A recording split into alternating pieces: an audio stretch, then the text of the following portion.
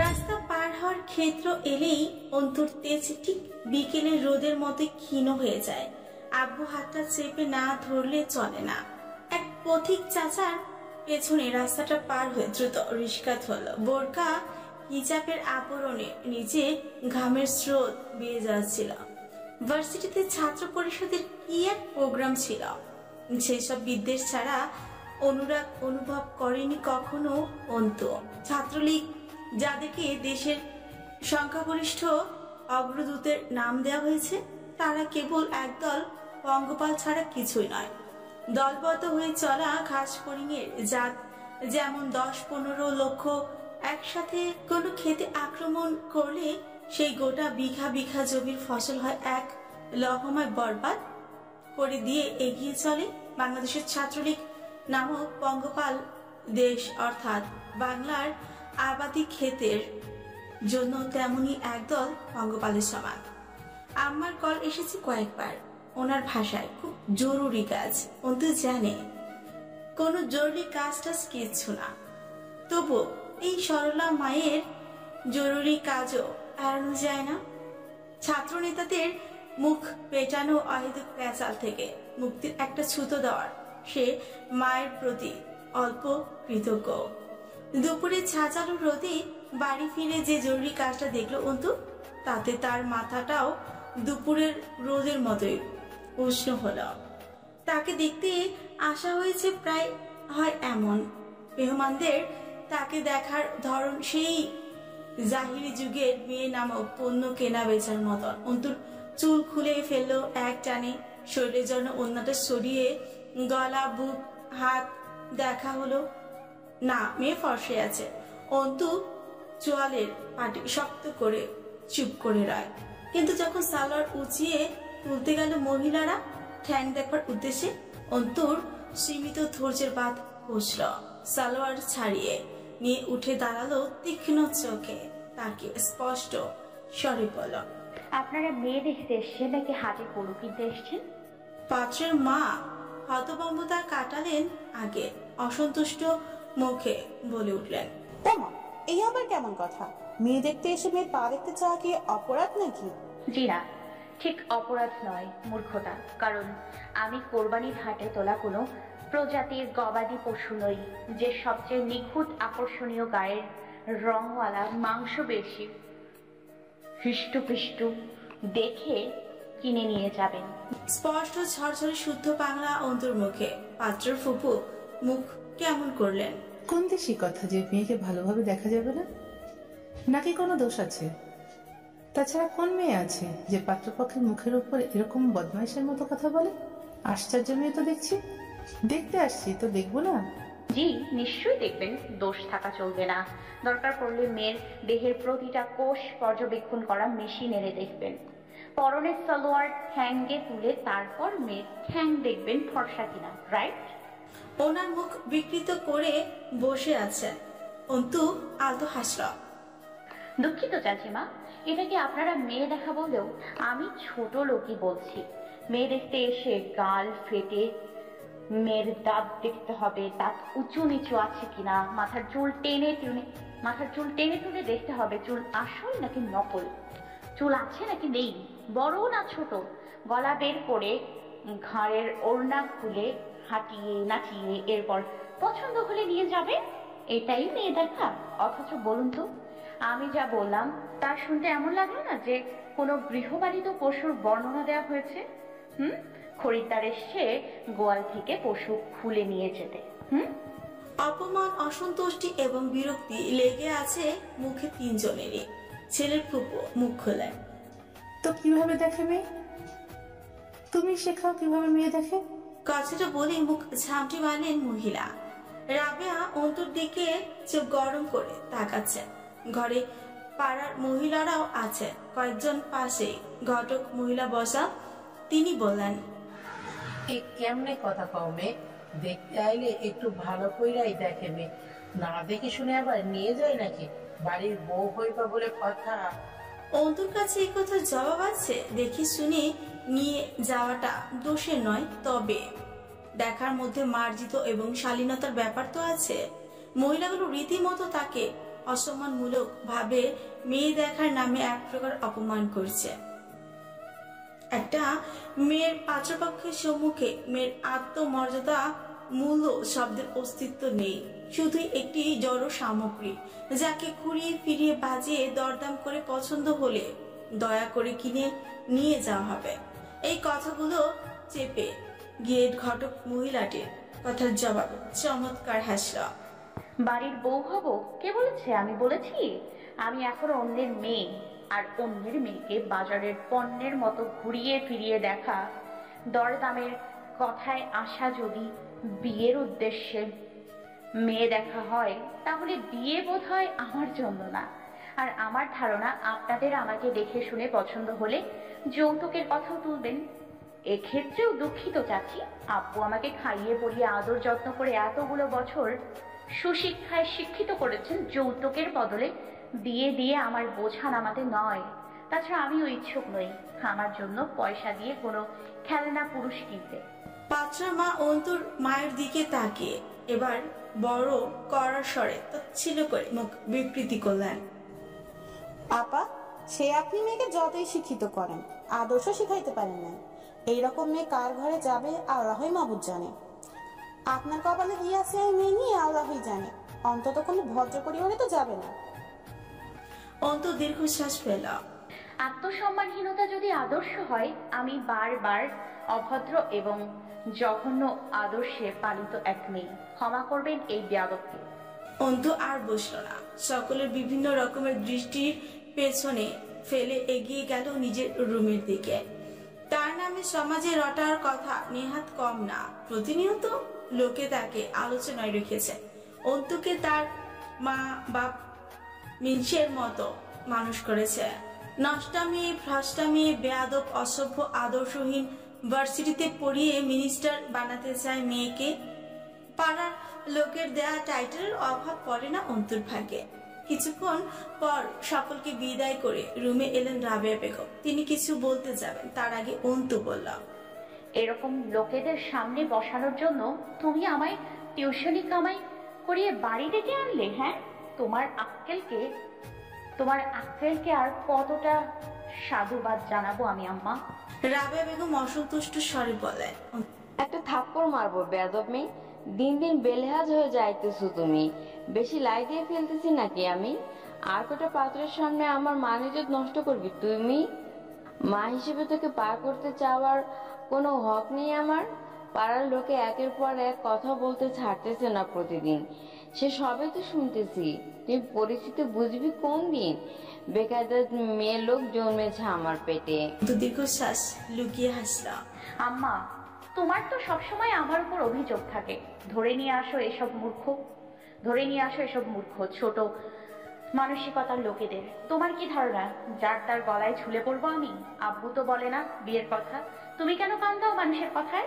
আব্বু এজন্যই বলে তোমার বিবেকে ইমপ্রুভমেন্ট দরকার। তোর বিবেক কাজে লাগা, তা লাগালেই তো মিটে যেত সব। এই দিয়ে কতগুলোর সাথে এমন হইল, পাড়ার লোকে খুব ভালো কয় এতে, তাই না?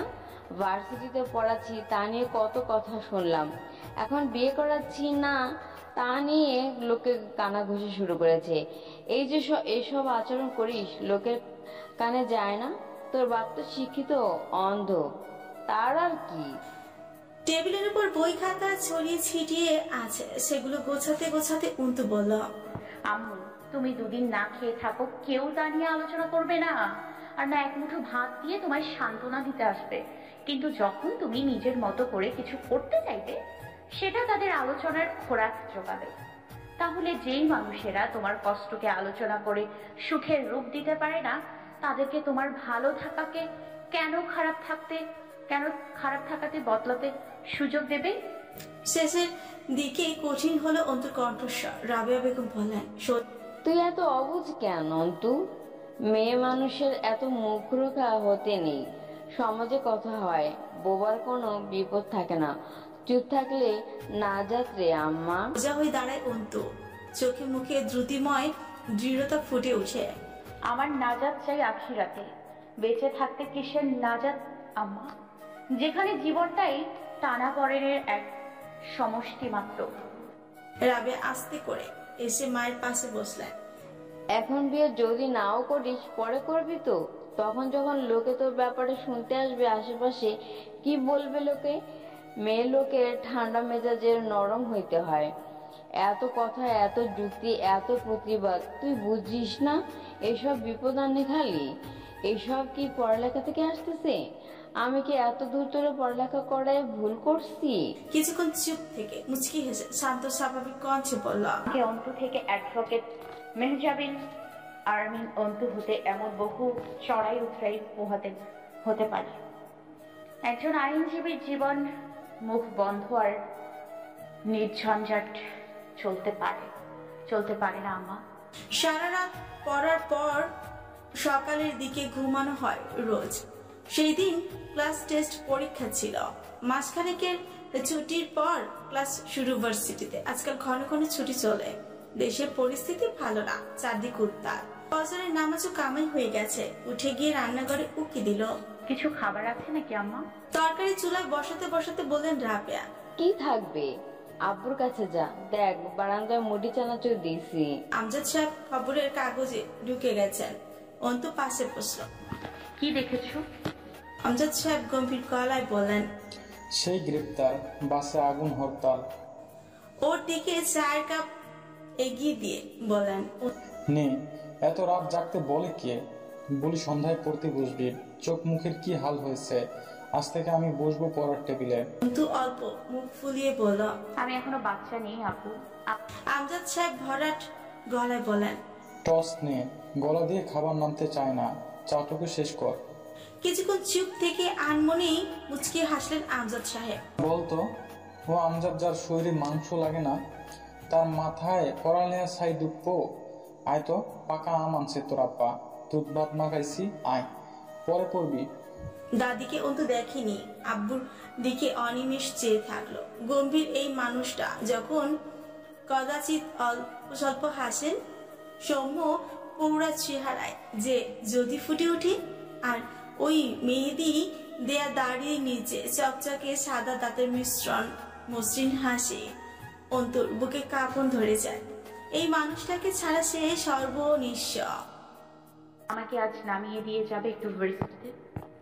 আমজাদ সাহেব টান করে ধরে খবরের কাগজের পৃষ্ঠা উল্টালেন। তোর ভার্সিটি সেই 10টায়, আমি 8:30টার ট্রেন ধরবো। এখনই বের হবো। রিক্সা ঠিক করে দিয়ে যাব, খেয়ে যাবি। অন্তু ঠোঁটের ঠোঁট কুচল। দরকার নেই রিক্সার। শোনো না, তুমি গোসল করে যাবে। রোদ ভালোই বাইরে, প্রেশার বাড়বে নয়তো।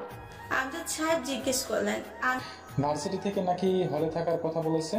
আম্মা কি আর রাজি হবে তাতে? আমজাদ সাহেব গম্ভীর চোখে তাকিয়ে অন্তুর কপাল ছুলেন। কিছু লেগেছিল, তা সযত্নে মুছে ভারী গলায় বলেন, সেকেন্ড ইয়ারের ফাইনাল কবে? ক্লাস টেস্ট চলছে, খুব তাড়াতাড়ি ডেট পড়বে মনে হয়। খবরের কাগজটা অন্তুর হাতে দিয়ে উঠে পড়লেন আমজাদ সাহেব। অন্তু পিছু ডাকে। আপু, পিছিয়ে মরলেন তিনি। অসহায় দেখায় অন্তুর মুখটা। কবে ফিরবে তুমি? 2 দিন দেরি হবে হয়তো। কাজ না থাকলে ফিরে আসবি ক্লাস শেষে। কোথাও দেরি করবি না। অন্তু আস্তে করে মাথা নাড়ে। সামনে ফিরে সামান্য হাসলেন। অন্তু থাকতে পারে না ওনাকে ছাড়া। তার তেজস্বী মেয়ে এই এক জায়গায় কাপ, অথচ পাগলি বোঝে না চিরকাল এই আব্বুটা সাথে থাকবে না। সামনের পথ তাকে একাই পাড়ি দিতে হবে। ভার্সিটির সামনে এসে রিক্সা থামালো। কদিন আগেই তুমুল আন্দোলন হয়ে গেছে ছাত্রলীগের। ফটকের ওপর বড় বড় অক্ষরে লেখা হাজী মোহাম্মদ দানিশ বিজ্ঞান ও প্রযুক্তি বিশ্ববিদ্যালয়। দিনাজপুরের বাঁশের হাট থেকে খুব বেশি দূরে নয় অন্তুদের বাড়ি। শহীদ মিনার চত্বরের আশপাশটা বেশ ভালো লাগে অন্তুর। পেছন থেকে ডাকলো কেউ। অন্তু ফিরে তাকায়। 6 জন যুবক। তার সিনিয়র হবে নিশ্চিত। সামনে যে দাঁড়িয়েছে তাকে চেনা চেনা লাগছে। আগে দেখা মুখ, তবুও মনে নেই বিশেষ কিছু। সে এগিয়ে এসে হাতের সিগারেটটা অন্তুর দিকে বাড়িয়ে পড়ল। নাও, একটা টান দাও।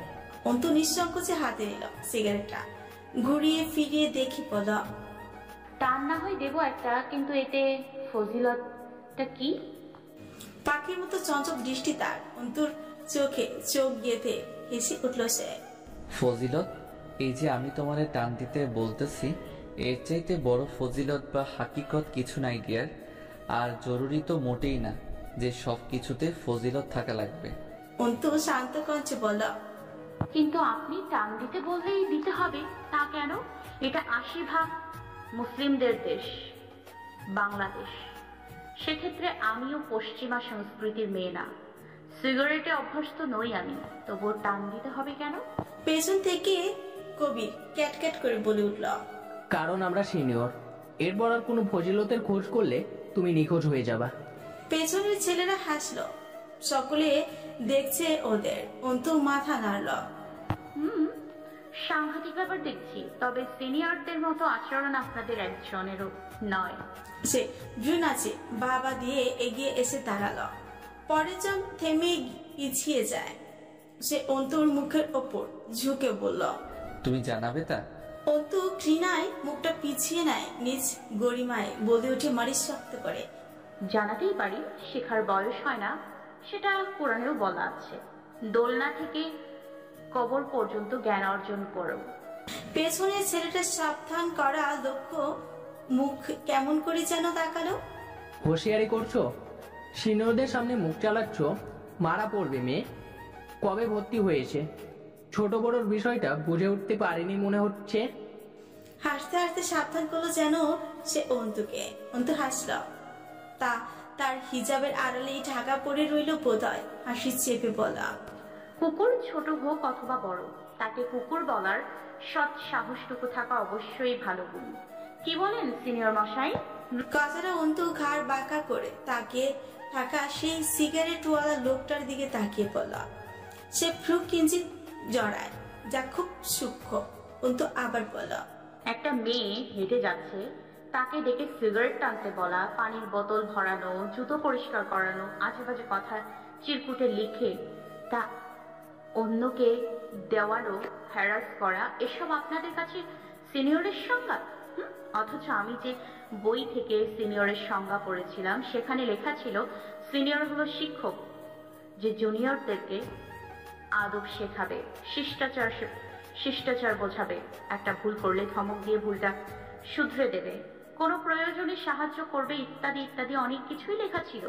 মূলত আপনারা রাজনৈতিক পাওয়ার শো করতে এসেছেন। ভুল বলিনি আমি নিশ্চয়ই? সিগারেটটা মাটিতে ফেলে পা দিয়ে চেপে পিষে ক্লাসের দিকে এগিয়ে গেল। ছেলেগুলো ধরতে যায় অন্তুকে। সে বাচ্চাতল, বয়েজ কুল কুল, মালটা তো একদম আলাদা রে, সবার চাইতে আলাদা। তার সাথে খেলাটাও হবে একদম আলাদা। শালার রাজনীতিতে আসার পর কত ভদ্রলোক হয়ে গেছে আমি, ভাবা যায়? পাখি শিকার করা হয় না মেলা দিন, আমাকে চেনেনি মনে হয়, পাত্তাই দিল না। ছি! আস্তে করে মুখ তুলে আকাশের দিকে তাকালো। কুকুর বলেই খালাস হয়ে গেলে মেয়ে? পেটে যে কুকুরের ভীষণ ক্ষুধা, সেটা খেয়াল করলে না? Not fair, no, this is not fair. হুট করে আবার আসমান থেকে চোখ নামিয়ে ঘাড় নাড়লো দুদিকে। উহ কি তেজ! আমি ডিস্টার্ব রে। ঢুকে পড়ে পিষে যাওয়া সিগারেটটা তুলল। সেটা কবিরকে দেখিয়ে বলো, রেখে দে এটা যত্ন করে, পাখি শিকার করার পর একবার করে এটা দেখাবো। আর তাই বলে আমার সাথে এভাবে? এও আমাকে চেনে আমাকে। সামনে দাঁতক পাটি খসলো মৃদু, ঘাড়ে হাত পুরি আর চোখে সামনে তাকিয়ে দেখলো। ঘাড়ে হাত রেখে আবার আকাশের পানে তাকালো। সামনে ইলেকশন, নিজেকে বাঁচিয়ে চলছি, তাতে দেখছি অনেকেই রঙ্গ তামাশা দেখিয়ে চলে যাচ্ছে। এটা কি ঠিক হচ্ছে বলতো? ইলেকশন তো শেষ হবে তাই না? এরপর কি হবে তা ভাবছে না কেন এরা? উম্মাদের মতো হাসলো সে। ভার্সিটির চত্বরে লোকজন কম এখন, ক্লাসের ফুল টাইম চলছে। লোক থাকলেও তার যায় আসার কথা না। যে পাশ কাটাচ্ছে সালাম ঠুকিয়ে যাচ্ছে তাকে। সে আবার তাকালো অন্তু চলে যাবার পানে। অন্তু ততক্ষণে ঢুকে পড়েছে সমাজ বিজ্ঞান বিভাগের বিল্ডিং এ। পরদিন ক্লাস শেষে ভীষণ ক্লান্ত অন্তু। ডিপার্টমেন্টের প্রফেসর ডেকেছেন, ডাকার কারণ স্পষ্ট নয়। অন্তুকে পিয়ন থামালো দরজার সামনে। দাঁড়ান আপনি, স্যার বিজি আছে, মিটিং চলতেছে ভিতরে। ভেতর থেকে প্রফেসর ইউসুফ সিরাজির কণ্ঠস্বর শোনা গেল। ভেতরে আসতে দাও ওকে। অন্তুর একটু সন্দেহ হলো, কোনো গুরুতর বিষয় নয় তো। ভেতরে প্রবেশ করে সালাম জানালো। ইউসুফ সিরাজি মাথা নাড়লেন।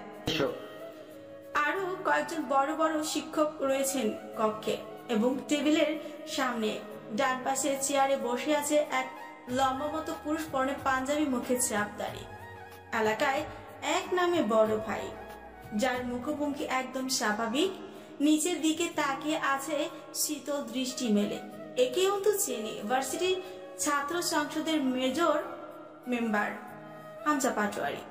ইউসুফ সিরাজি জিজ্ঞেস করলেন, গতকাল কি হয়েছিল? অন্তু ইতস্তত না করে বল, আমাকে র্যাক দেয়া হচ্ছিল স্যার। সে তো আর নতুন কিছু নয়, তুমি কি করেছো? তারা শোনালো প্রফেসরের কণ্ঠস্বর। অন্তু দমদনা বলল, আমাকে সিগারেট টান। আহ, ব্যাপারটা যেন শুনতে আগ্রহী নন স্যার, বিরক্ত হলেন। তুমি কি করেছো সেটা বলো। অন্তু স্যারের সম্মানে বিনয়ের সঙ্গে তবে দৃঢ় কণ্ঠে বলল, আমাকে ধূমপান করতে বলা হয়েছিল স্যার, আর তাতে অভ্যস্ত নই আমি, তাই সিগারেটটা নিয়ে ফেলে পা দিয়ে নষ্ট করে দিয়েছি। মুখভঙ্গি শক্ত হলো প্রফেসরের, চোখ পাকালেন তিনি, চাপা স্বরে থমকে উঠলেন। এই শিখেছো? কার সঙ্গে এই আচরণ করেছো? জ্ঞান আছে সে বিষয়ে? অভদ্র মেয়ে, সিনিয়রদের সাথে এই আচরণ শিখেছো এতদিনে? ভার্সিটিতে এসো বেয়াদবি শিখতে, বেয়াদবের বালাই নেই ভেতরে। তুমি জানো এতে তোমার অ্যাডমিশন ক্যান্সেল হতে পারে না কি? অন্তু অবাক হলো, উল্টো তাকে ব্লেম করা হচ্ছে। অবশ্য চমকানোর কিছু নেই, দুনিয়ার সংবিধানের নাম যেখানে অরাজকতা ও সুশাসনহীনতা, সেখানে এটা নেহাতি স্বাভাবিক ব্যাপার। নাম বলল সে, মেহজাবিন আরমিন অন্তু। বাবার নাম? একটু ভয় হলো অন্তুর। এসব আব্বুর কানে গেলে আব্বু সম্মানী মানুষ, তামাশা নিতে পারবেন না, জবাব দিল, আমজাদ আলী প্রামাণিক। স্কুল মাস্টার আমজাদ নাকি? জি। এটাও মাস্টারি করে? জি না, রিটায়ার করেছেন বছর খানেকের মতো। ইউসুফ সিরাজি হামজাকে জিজ্ঞেস করলেন, হামজা তুমি কিছু বলবে? হামজার মুখভঙ্গি দুর্বোধ্য, বোঝার চেষ্টা করলো অন্তু, অথচ বিশেষ অভিব্যক্তি নেই মুখে। অন্তুর দিকে তাকালো না, একবার চোখ তুলে, মৃদু একবার ঘাড় নেড়ে দাম্ভিকতার সাথে ডান হাতের তর্জনী আঙুল তুলে ইশারা করলো অন্তুকে বের হয়ে যেতে। জলদ গম্ভীর প্রতিক্রিয়া তার, যেন নেহাত অনিচ্ছুক সে অন্তুর সাথে কোনো প্রকার কথা বলতে। কক্ষ থেকে বেরিয়ে অন্তু থমকাল। সে কি কোনো অনিশ্চিত ঝামেলায় জড়িয়ে যাচ্ছে? একটা অজানা বিষণ্ণতা টের পেল সে ভেতরে, যা যুক্তিহীন বলেও মনে হচ্ছে, আবার কিছু একটা খোঁচাচ্ছে ভেতরটায়। হামজা পাটোয়ারি কেন বসেছিল ওখানে? আজ প্রথমবার অন্তু হামজাকে এত কাছ থেকে দেখল। আগে দেখেছে বিভিন্ন পোস্টার এবং প্রোগ্রামের ব্যানারে, নয়তো ভার্সিটির প্রোগ্রামে বক্তব্য বা নেতৃত্ব প্রদানের সময়। শহীদ মিনার চত্বর পেরিয়ে যাবার সময় মেয়েলি ডাক কানে এলো। মেয়েটা পরিচিত, নাম তানিয়া, ওর 2 ইয়ার সিনিয়র। এগিয়ে গিয়ে বলল, জি আপু। গতদিন আবার কি হয়েছিল ভার্সিটিতে? তো বসলো সিঁড়ির উপর। গতদিন আবার কেন? এর আগেও কি কিছু ঘটেছে নাকি ভার্সিটিতে? তানিয়া জিজ্ঞেস করলো, কোন ইয়ারের জন্য তুমি? Second year. ও ও আচ্ছা, ছুটিতে ছিলে তোমরা। বাট ভার্সিটিতে হাওয়ার কি আর কমতি আছে? একের পর এক হয়। তোমার কি হয়েছিল গতদিন জয় আর আমিরের সাথে? অন্তু কপাল জড়ালো। জয় আমির? প্রশ্নটা খুব অপছন্দ হলো তানিয়ার, বিরক্ত হলো। 2 বছর ভার্সিটিতে পড়ছো, এবার কি বলবে? জয় আমিরকে চিনো না নাকি? ভার্সিটির ছাত্রলীগ সম্পাদককে চিনো না? কাউন্সিলরের ছেলে হামজা পাটোয়ারিকে চিনো? জি চিনি। আর জয়কে? হামজা ফুফাতো ভাই জয় আমির। ও আচ্ছা।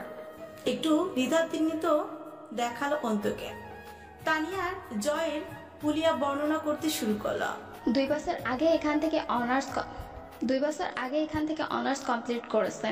শ্যামলা গায়ের রং, লম্বা করে, থুতনির কাছে একটা কালো তিল আছে, গলায় চেন, তাতে যে লেটার আছে, ডান হাতে ঘড়ি পরে আর বাম হাতে ব্রেসলেট।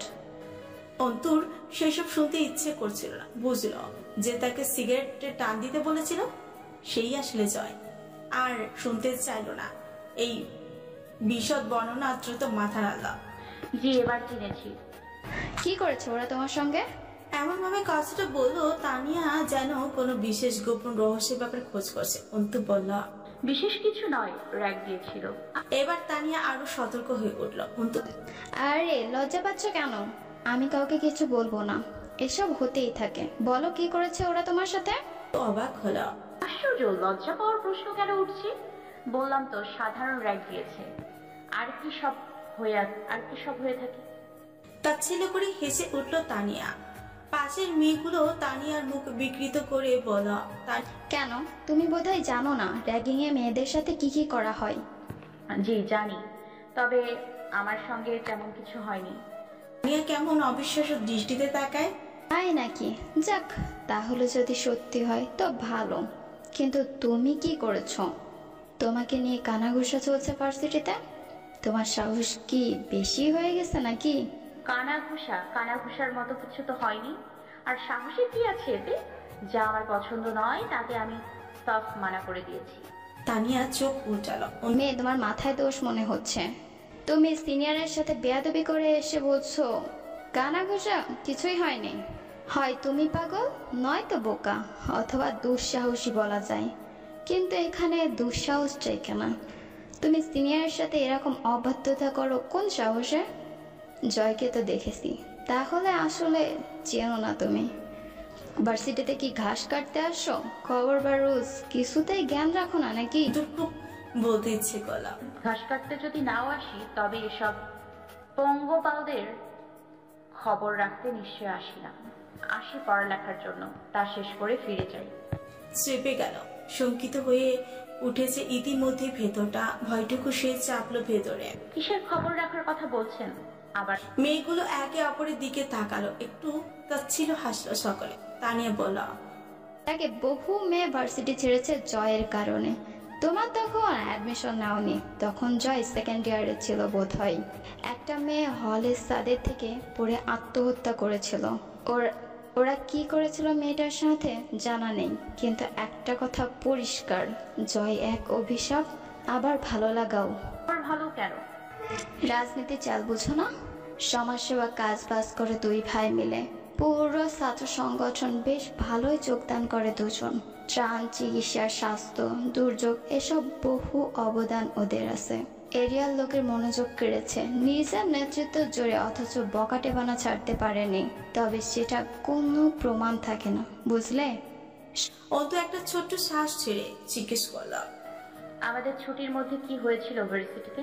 তানিয়া চারিদিকে ভালোভাবে তাকালো কয়েকবার। বেশ কিছুক্ষণ চুপ রইল।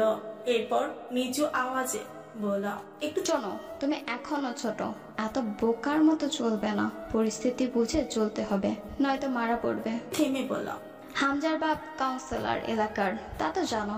আর হামজা রাজনৈতিক নেতা কর্মী। আমাদের কমন রুমের আয়া সালমা খানকে তো চিনো? জি, এবার চিনেছি। ওনার বাড়ি হামজার ক্লাবের পাশেই। ওনার ছোট ছেলের হঠাৎ কি থেকে কি আঘাত পেয়ে কি হলো, পায়ে ক্যান্সার হলো। এরপর নাকি খালার বাড়ির জায়গা অর্ধেক দাম নিয়ে পাওনা দলিল করে এক হিন্দুর কাছে বন্ধক রেখেছে। বলাই চলে বিক্রি করেছিল, তবে শর্ত ছিল খালা নির্দিষ্ট সময়ে টাকা পরিশোধ করলে জায়গা ফেরত পাবে, যেহেতু বসত বাড়ি। কিন্তু চিকিৎসা করেও সেই ছেলে বাঁচেনি। আর 1 বছর সময় ছিল, খালা সেই টাকা পরিশোধ করতে পারেনি। তারপরে প্রতি মাসে কড়া সুদের টাকা, পুরো জমির দামই উসুল হয়ে গেছে ওই লোক এরপরে জায়গাটা খালাকে না জানিয়ে অন্য কারোর কাছে বেচে দিয়েছে। তারা এসে তাগাদা দিতেই থাকে বাড়ি খালি করার জন্য। খালা সময় চেয়ে নিয়েছিল, কিন্তু পরে বিচার সালিশ বোর্ডের কাছে চলে গেল। মানে মেয়র, কমিশনার, এলাকার মুরব্বীর, সমাজসেবার সব ছিল। সব শেষে নাকি বিশাল ঝামেলা হয়েছিল। পরে হামজা আর জয় মিলে সালমা খালার সময় দিয়েছিল আর কিছুদিন। তখন খালার বড় ছেলের বউ বাপের বাড়ির জমি বিক্রি করে এনে টাকা দিয়েছিল কমিশনার হুমায়ুন পাটোয়ারির কাছে। পরে আর খালা টাকা নিয়ে আসেনি। এরপর বেশ কয়েকবার হামজা ভাই বাড়ি খালি করতে বলেছে খালাকে, তারা যায়নি, তাদের যাওয়ার জায়গা নেই। কয়েকদিন হলো খালার মেয়ে আখিকে পাওয়া যাচ্ছে না। লোকে বলেছে এদের মধ্যে কেউ হয়তো আখিকে তুলে নিয়ে গেছে। জানা নেই মেয়েটার সঙ্গে কি হলো, কি হালে আছে। ভার্সিটির ক্যাম্পাস থেকে বেরিয়ে বুকের ভেতর ছিপছিপ আন্দোলন চলছে, আওয়াজটা খুব কানে বাজছে। নিকাবের নিচে মুখটা ঘেমে উঠেছে, পানি পিপাসা বোধ করলো অন্তু। সে কি কোনো ভয়ানক পরিণতির আভাস পেল আজ? আখি দেখেনি কখনো মেয়েটাকে, তবুও হৃদযন্ত্রটা খুব লাফাচ্ছে। আচ্ছা, আখি কোথায়? পাওয়া যাচ্ছে না কেন ওকে? এরপর দুদিন আর ভার্সিটিতে যায়নি অন্তু, তার সাহসেই জুটছে না। সেদিন জয়ের সম্মুখে দাঁড়িয়ে ভয় হয়নি, অথচ আজ দুদিন বুকে ভারী শঙ্কা চেপে আছে। আখি মেয়েটাকে সে দেখেনি কখনো, নাম ছাড়া কিছু জানা নেই, তবুও আজ দুটো দিন ঘরে বন্দী হয়ে ওই অপরিচিতা মেয়েটার জন্য পরাণ দাপায়। নিজের পরিণতি সম্বন্ধে মাথা চেপে বসে অকল্পিত এক ভয়। বাড়ির দরজা ধাক্কা পড়ল, অলস ভঙ্গিতে উঠে দরজা খুলে দিল সে। মার্জিয়া ভেতরে ঢুকে হাতের ব্যাগটা থাপ করে মেঝেতে রাখলো। অন্তু বলল, কি হয়েছে ভাবি? ভাই আনতে যায়নি? মার্জিয়া জবাব দিল না। অন্তু আবার বলল, আপনি বোরকা খুলে আসুন, আমি খাবার আনছি, একসাথে খাই। মার্জিয়া খ্যাক খ্যাক করে উঠল। এই নাটক করবা না তো অন্তু, সহ্য হচ্ছে না গায়ে। অন্তু স্বাভাবিক ভাবেই বলল, ঠিক আছে, গায়ে একটু ঠান্ডা পানি ঢেলে আসুন, ভালো লাগবে। ছ্যাদ করে উঠল মার্জিয়া। তোমার মতো ডায়ের মুখে এর চেয়ে ভালো পরামর্শ শোনার আশা রাখি বা কই আমি? কথাই বলো কাজ ওলানোর মতো। কি হয়েছে, খেপে আছেন কেন? কার রাগ আমার উপর দেখাচ্ছেন? তোমার মতো মাতারি ননদ থাকতে রাগ আর কার উপর হবে? অন্তুর কণ্ঠস্বর দৃঢ় হয়ে উঠল। মুখ সংযত করুন আপনার। আপনি জানেন বেশিক্ষণ আমি আপনার অহেতুক কথাবার্তা নিতে পারবো না। কি করবা তুমি? আমার বোনের সংসার যেভাবে খাইতে লাগছো তোমরা, আমারেও তারাই বা এখান থেকে। অন্তু কপাল জড়িয়ে তাকালো ভাবির দিকে। তেমন কোনো কথা ওঠেনি, সেটা জানেন আপনিও। আপনি সাধারণ বিষয়কে নিজের ভেতরের জটিলতা দিয়ে অন্য পর্যায়ে নিয়ে যাচ্ছেন। রাবেয়া জোহরের নামাজে বসেছিলেন, দ্রুত সালাম ফিরিয়ে উঠে এলেন। কি হয়েছে মার্জিয়া, কিসব কথা এইসব? মুখ ঝামটি মারল মার্জিয়া। শখ আমার খুব যে, তাই? অন্তু বলল, ভনিতা না করে বলুন আমি কি করেছি, আপনার শখ পরেও মেটাতে পারবেন। মুখ বিকৃতি করলো মার্জিয়া। জানো না তুমি? না, আমার বোনের সংসার তোমাদের জন্য যদি ভেঙে যায় তখন দেখবা আমি তোমারও এই বাড়িতে শান্তিতে থাকতে না দিয়ে কেমনে হির হির করে টেনে বের করে দিয়ে আসি। রাবেয়া গর্জে উঠলেন এবার মৃদু স্বরে। আমার মেয়েকে বের করার বা রাখার তুমি কে? আমার মেয়ের বাপ মা মরে যায় নাই এখনো যে তুমি আমার মেয়েকে বাড়ি থেকে বের করবা? এখনো বেঁচে আছে আমার মেয়ের বাপ। কি হয়েছে তা বলবা না? না তা তো জানাই নাই তোমার, এত রহস্য করো কেন? হ্যাঁ, মার্জিয়া চিটপিট করে উঠল। বলতে পারলে তো হতোই, বলতে পারি না তো আম্মা, আর না সইতে পারি। আমার বোনের ঘর ভাঙলে আপনার মেয়েকে দেখি এই বাড়িতে রাখে কে? অন্তিক বাড়িতে ঢুকলো। কি ব্যাপার, কিসের চেঁচামেচি চলছে? রাবেয়া বললেন। মার্জিয়া কি কয় কিছুই বুঝি না, এমন অশান্তি কয়দিন দেখা যায়, কত কি হয়, কিসের কথা কয়, কিছুর কথাই বুঝি না। তোর বাপের কানে গেলে ভালো হইতো বিষয়টা। মার্জিয়া স্বামীর দিকে তাকালো, অন্তিক চোখ ফিরিয়ে চুপচাপ রুমে চলে যায়। বোন, স্ত্রী অথবা মা কাউকে একটা শব্দ বলল না। অন্তু ঘৃণিত চোখে চেয়ে রইল বড় ভাইয়ের যাওয়ার পানে। একটা ভাঙাচোরা যন্ত্রণা আর ঘেন্না বোধহয় জড়িয়ে এলো বুকটায়। তরতরে যুবক অন্তিকের এক অপুরুষ হয়ে ওঠার গল্পটা অস্পষ্ট তার কাছে। এভাবেই কতগুলো বছর কাটছে এই বাড়িতে। অন্তিক শুধু একটা দেহ মাত্র, যে গোটাটাই মানসিক অস্তিত্ব ও বিবেক বোধ মুক্ত। সে বহুদিন ভাইয়ের সাথে প্রয়োজনীয় ছাড়া অপ্রয়োজনীয় কথা বলে না, হাসে না, একসাথে খায় না। এক অপরিকল্পিত অনীহা এবং বৃত্তৃষ্ণা জেগেছে সবকিছু বুঝে নির্বিকার থাকা অন্তিকের উপর। মার্জিয়া অকারণে চিৎকার চেঁচামেচি করে। কেন করে? কি সব বলে? কিছুই বোধগম্য হয় না। আর না অন্তিক কিছু বলে। শিক্ষিত তরতর যুবক অন্তিক, যার পড়ালেখা, সামাজিক সক্রিয়তা, মেধা, কথাবার্তা, হাসি একসময় সমাজে আলোচিত বিষয় ছিল। আমজাদ মাস্টারের যোগ্য ছেলে থেকে অযোগ্য বিবেকহীন মূর্খ কাপুরুষের জন্মটা কবে হলো? গোটাটাই রহস্য। ঠিক তেমনই মার্জিয়ার আচরণ। সকাল থেকে কিছু খাওয়া হয়নি, একটু আগে যে অল্প খিদে পেয়েছিল তা এখন আর অনুভব হচ্ছে অন্তর। আস্তে করেই নিজের ঘরে চলে গেল। পেছনে রাবেয়া বেগমের কোপানোর আওয়াজ পেল, ফিরে তাকালো না। অবলা মাতার আব্বু বাসায় নেই, পঞ্চগড় গেছেন, আজ ফেরার কথা ছিল, হয়তো ফিরবেন না। অন্তু পড়ার টেবিলে বসল, অথচ মাথায় আব্বু আর অন্তিকের কথাই ঘুরছিল। বই বন্ধ করে টেবিলে মাথা এড়িয়ে দিল, অস্থির লাগছে ভেতরটায়। লোকে বলে অন্তিক অন্তুর চেয়েও সুন্দর ছিল যুবক হিসেবে, ভীষণ মেধাবী ছিল কলেজ জীবনী। আমজাদ সাহেবের সাথে বাবা ছেলের সম্পর্ক চমৎকার সুন্দর ছিল। রাবেয়া বেগম বরাবরই সরলা ও অল্প শিক্ষিতা এক বাঙালি সংসারী নারী। ওনার বিপরীতে আমজাদ সাহেবের গুণগুলোতে দুটো সন্তান গড়ে উঠেছিল। অন্তু তখনও ছোট, যখন অন্তিক কৈশোর পেরিয়ে যুবক হচ্ছিল। খুনসুটি মারামারি ঝামেলার শেষে আবারও বেহায়ার মতো গিয়ে অন্তুর জুটি টানার মতো দুষ্টুমির জন্য আমজাদ সাহেবের কাছে শাস্তি কম পেতে হয়নি তাকে। ভীষণ ডানপিটে আর চঞ্চল, আর সবচেয়ে বেশি জেদি ছিল অন্তিক। তার প্রবল আত্মসম্মানের বোধের জন্য মাঝে মধ্যে এখানে ওখানে ঝামেলা বাঁধিয়ে এসে মার খেত আব্বুর হাতে। শেষ করে ভার্সিটিতে ভর্তি হবার পালা এলে অন্তিকের সুযোগ হলো কুষ্টিয়ার ইসলামিক বিশ্ববিদ্যালয়ে পড়ার। বাড়ি ছাড়তে হলো শিক্ষার সুবাদ। এরপর যা অঘটন ঘটে গেল। মার্জিয়া কুষ্টিয়ার মেয়ে, তাকে ভাগিয়ে নিয়ে চলে এসেছিল অন্তিক। তখন সে 3rd ইয়ারের ছাত্র, বেকার শিক্ষার্থী। সেই নিয়ে মাস্টারমশাই আমজাদ সাহেবের নামও খারাপ হয়েছিল বিশেষ। আমজাদ সাহেব হাই স্কুলের এক সামান্য শিক্ষক। ওনার আদর্শের চূড়াকে মাটিতে মিশিয়ে যে কাজ অন্তিক করেছিল তাতে সবচেয়ে ক্ষতি সে নিজের, এবং সবচেয়ে বড় কষ্টটা আব্বুকে দিয়েছিল। অথচ এটা বুঝে অনুতপ্ত ব্যথিত হবার বদলে সে বিগড়ে গেল। দুটো থাপ্পড় মেরেছিলেন আমজাদ সাহেব ছেলের গালে, কয়েকটা কথা বলেছিলেন, তার মধ্যে অন্তিকের আত্মসম্মানে লাগা কথাটা ছিল, বউ তো নিয়ে এসেছিস, খাওয়ানোর মুরদ আছে। আর বিশেষ কিছু বলেননি। এরপর থেকে অন্তিক বদলেছে। মার্জিয়া নিজেকে প্রকাশ করেছে, শিক্ষিত মেয়ে হওয়া সত্ত্বেও আচরণ খুব উগ্র তার। অন্তু বলেছিল, ভাইয়া তুই যে আত্মসম্মানের বড়াই এখনো করছিস তা কিন্তু খুইয়েই তোর মতো মেধাবী এক ছাত্র প্রেমের মতো ছোট কাজ করেছে, আর তা করেছিস ভালো। এই ভরা ক্যারিয়ারকে গাঙ্গে ভাসিয়ে বাপ মায়ের মন ভেঙে বউ ঘরে আনাটা কোনো আত্মসম্মান বোধ জ্ঞানের পরিচয় ছিল না। ব্যাস, আর না প্রাণের আব্বু না অন্তু, কারো সঙ্গে কথা নেই।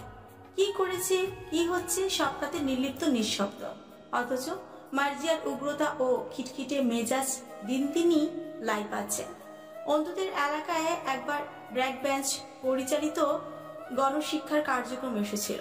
সেখানে বয়স্কদের শিক্ষা দেওয়া হয়। সে তখন এসএসসি পরীক্ষা দিয়ে দিনাজপুরে টুকটাক কোচিং করছে। শখের বিষয় বড় নিরক্ষর মানুষদের শিক্ষা দেওয়া। সেও শিক্ষিকা হিসাবে যোগদান করেছিল সেখানে পরিচয় হয়েছিল তাসিনের সাথে। তাসিন ওর প্রেমে পড়ল। বাড়ির লোকেদের সাথে, বিশেষ করে রাবেয়ার সাথে খুব সখ্যতা গড়ে উঠেছিল তার। রাবেয়া মানুষটা যুবকদের সাথে খুব তাড়াতাড়ি মিশে যান, ভোলা ভালা সরল নারী যাকে বলে। এক পর্যায়ে তাসিন যখন প্রস্তাব দিল বিয়ের, সাফ মানা করলো অন্তু। সে বিয়ে করবে না, এমনকি সে কখনো তাসিনকে প্রেমিকের মতো নজরে দেখেও নি। তাসিন নিজে থেকেই উতলা হয়ে পড়েছিল। এরপর কিছুদিন কেটে গেল, তাসিন হাল ছাড়ল। মার্জিয়া নিজের বোন বিথির সাথে তাসিনের বিয়ে দিয়ে দিল। অথচ এখন কেন তাদের সংসারে অশান্তি তা জানার কথা নয় অন্তুর। তাসিনের সাথে কোনো কালেই তার বিশেষ কোনো যোগাযোগ ছিল না। অন্তুর ধারণা বিথির সংসারে কোনো ঝামেলা চলছে, আর এটাকে কেন্দ্র করে মার্জিয়া ভাবছে পুরনো এই ব্যাপারটার জের ধরে তাসিন বিথিকে অত্যাচার করছে। সেদিন সকাল 9টার দিকে বেরিয়ে পড়েছিল অন্তু সে ক্লাসের উদ্দেশ্যে। বের হওয়ার সময় আমজাদ সাহেব ঢুকলেন। তিনি সকালের ট্রেনে দিনাজপুর ফিরেছেন কুড়িগ্রাম থেকে। অন্তুর চোখে মুখে খেলনা পাওয়া বাচ্চার মতো উচ্ছ্বাসিত হয়ে উঠল। এই অসময়ে ফিরলে যে? কাজ শেষ হয়ে গেল, ফিরে এলাম। খেয়ে বের হচ্ছিস নাকি না খেয়ে? অন্তু চোরের মতো মাথা নয় আমজাদ সাহেব। ধমকে ওঠার আগে অন্তু বলল, আব্বু, তোমার গ্রামের জমি বিক্রি করার এমন কি বিশেষ দরকার পড়লো বলো? বলো না কিন্তু এখন আমায়। গম্ভীর মুখে বললেন আমজাদ সাহেব, সব কথাই শুনতে হবে কেন? পড়ালেখায় মনোযোগ নষ্ট হবে এসব সাংসারিক বিষয় মাথায় আনলে। মন দিয়ে পড়। অন্তু অসন্তুষ্ট চিত্তে তাকায় আব্বুর দিকে। তিনি বললেন, ভাড়া আছে কাছে? অন্তু মাথা নাড়ল। আছে। আমজাদ সাহেব শার্টের বুক পকেট থেকে 50 টাকা বের করে অন্তুর হাতে দিলেন। সাবধানে যাবি, ক্লাস শেষে দেরি করবি না, তাড়াতাড়ি ফিরে আসবি। অন্তু একটু সপ্রভিত হল। এই কথা বলছো কেন আপু? ক্লাস শেষে কোথাও কাজ আছে কোনো? না, নেই। তাহলে আর দেরি করার কি আছে? এমনিতেও ভার্সিটি চত্বর আজকাল ভালো চলছে না। অন্তুর বুক কাঁপলো। আবারও মনে পড়লো ভার্সিটিতে কিছু চলছে, কি তা জানা নেই। আব্বু জানে তার আভাস। রিক্সা থেকে নেমে ভাড়া মিটিয়ে অন্তু এগিয়ে গেল গেট দিয়ে। অন্যরকম লাগছে কিছু একটা। জটলা পাকানো লোকজন ক্যাম্পাসে। এক স্থানে চেয়ারে ও বেঞ্চি পাতা। জয় বসে আছে পায়ের উপর পা তুলে। পাশে হামজা, দুজনের পরনে সাদা পাঞ্জাবি। নভেম্বর মাঝে সময়টা, শাল জড়ানো গায়ে। দুজনকে ঘিরে দাঁড়িয়ে আছে ছাত্র সংগঠনের ছেলেরা। যেন মহান দুই ব্যক্তির পাশে দাঁড়ানোর সুযোগ পেয়ে ব্যাপক ধন্য তারা। হামজা স্বভাব ছিল গভীর মুখে বসে আছে। জয় এদিক ওদিক তাকাচ্ছে। স্থির থাকার স্বভাব নেই বোধ হয়। অজানা শঙ্কায় বুকটা ধুপ করে উঠল অন্তর। একই স্থানে একটু বেশি ভিড় দেখা যাচ্ছে। উদ্গ্রীব হয়ে চেয়ে আছে সকলে সেখানে নিচের দিকে। অন্তু কৌতূহলী নিয়ে এগিয়ে গেল। ভিড় ঠেলে ঠুলে একটু ভেতরে ঢুকলো। মুহূর্তেই ক্ষণিকের জন্য চোখে পড়ল জীর্ণ একটা ময়লা কাপড়ে ঢাকা কোনো মেয়ের শোয়ানো দেহ মাঠের ঘাসের উপর পড়ে আছে। অন্তুর রক্ত সঞ্চালন থামলো বোধহয় উত্তেজনায়। আড়াল হলো দৃশ্যটি। মানুষের ভিড়ে বেহুশের মতো সামনে এগিয়ে যাওয়ার চেষ্টা করলো। উবু হয়ে দাঁড়ানো লোকটাকে ধাক্কা দিয়ে একদম কাছে গিয়ে দাঁড়ালো দেহটার। কে এই মেয়েটা? আখিটা? বুকের ভিতর রক্ত ছলকে উঠল অন্তর। এত সুন্দর এই গরিব সালমা খালার মেয়ে। অভিশাপে ঝরে পড়া চাঁদের টুকরো যেন চোখের পাপড়ি যেন এখনোই ঝাপটে উঠবে। অথচ ওই সুন্দর মুখখানা বিবর্ণ, খামচি দাগে ভর্তি। ঠোঁটের কোণে রক্ত জমাট বেঁধে শক্ত হয়ে গেছে। কালচিটে রং ধারণ করেছে। গাছি গাছি চুল ছিঁড়ে উঠিয়ে ফেলা হয়েছে যেন। বাকি দেহটা এক টুকরো কাপড়ে ঢাকা। নিশ্চয় শুধু এই কাপড়টুকুই দেহে। এই কাপড়টুকুর নিচে এতগুলো মানুষের ভিড়ে কোনো এক মেয়ের নগ্ন দেহ পড়ে আছে। অন্তুর মনে হলো সে মানসিক ভারসাম্য হারিয়ে ফেলছে, যার ফলে শরীরটা ভার ছেড়ে দিতে চাইছে। কারা করেছে এসব? যে লোকটিকে ধাক্কা দিয়েছিল সে এগিয়ে এলো। থমকে উঠলো অন্তুকে। পিছনে সরে দাঁড়ান, এত কাছে এসে দাঁড়াবেন না, সরল পিছিয়ে যান। স্পষ্ট বিনস্ত ভাষা, ভরাট আদেশমূলক কণ্ঠস্বর। নজর তুলে তাকালো অন্তু। কালচে খয়েরি ইন শার্টের একটা ফর্সা মতো পুরুষ অন্তুকে অপেক্ষা করে হাতা গোটাতে গোটাতে গিয়ে লাশের মাথার কাছে বসলো। ইন্সপেক্টর রশিদ ডাকলো তাকে। মোস্তাকিন, আপনার ফোন বাজছে। মুস্তাকিন ভিকটিমের দেহ থেকে চোখ না তুলেই বলল, পরে অ্যাটেন্ড করছি, রেখে দিন। অন্তু চোখ ভেসে উঠল।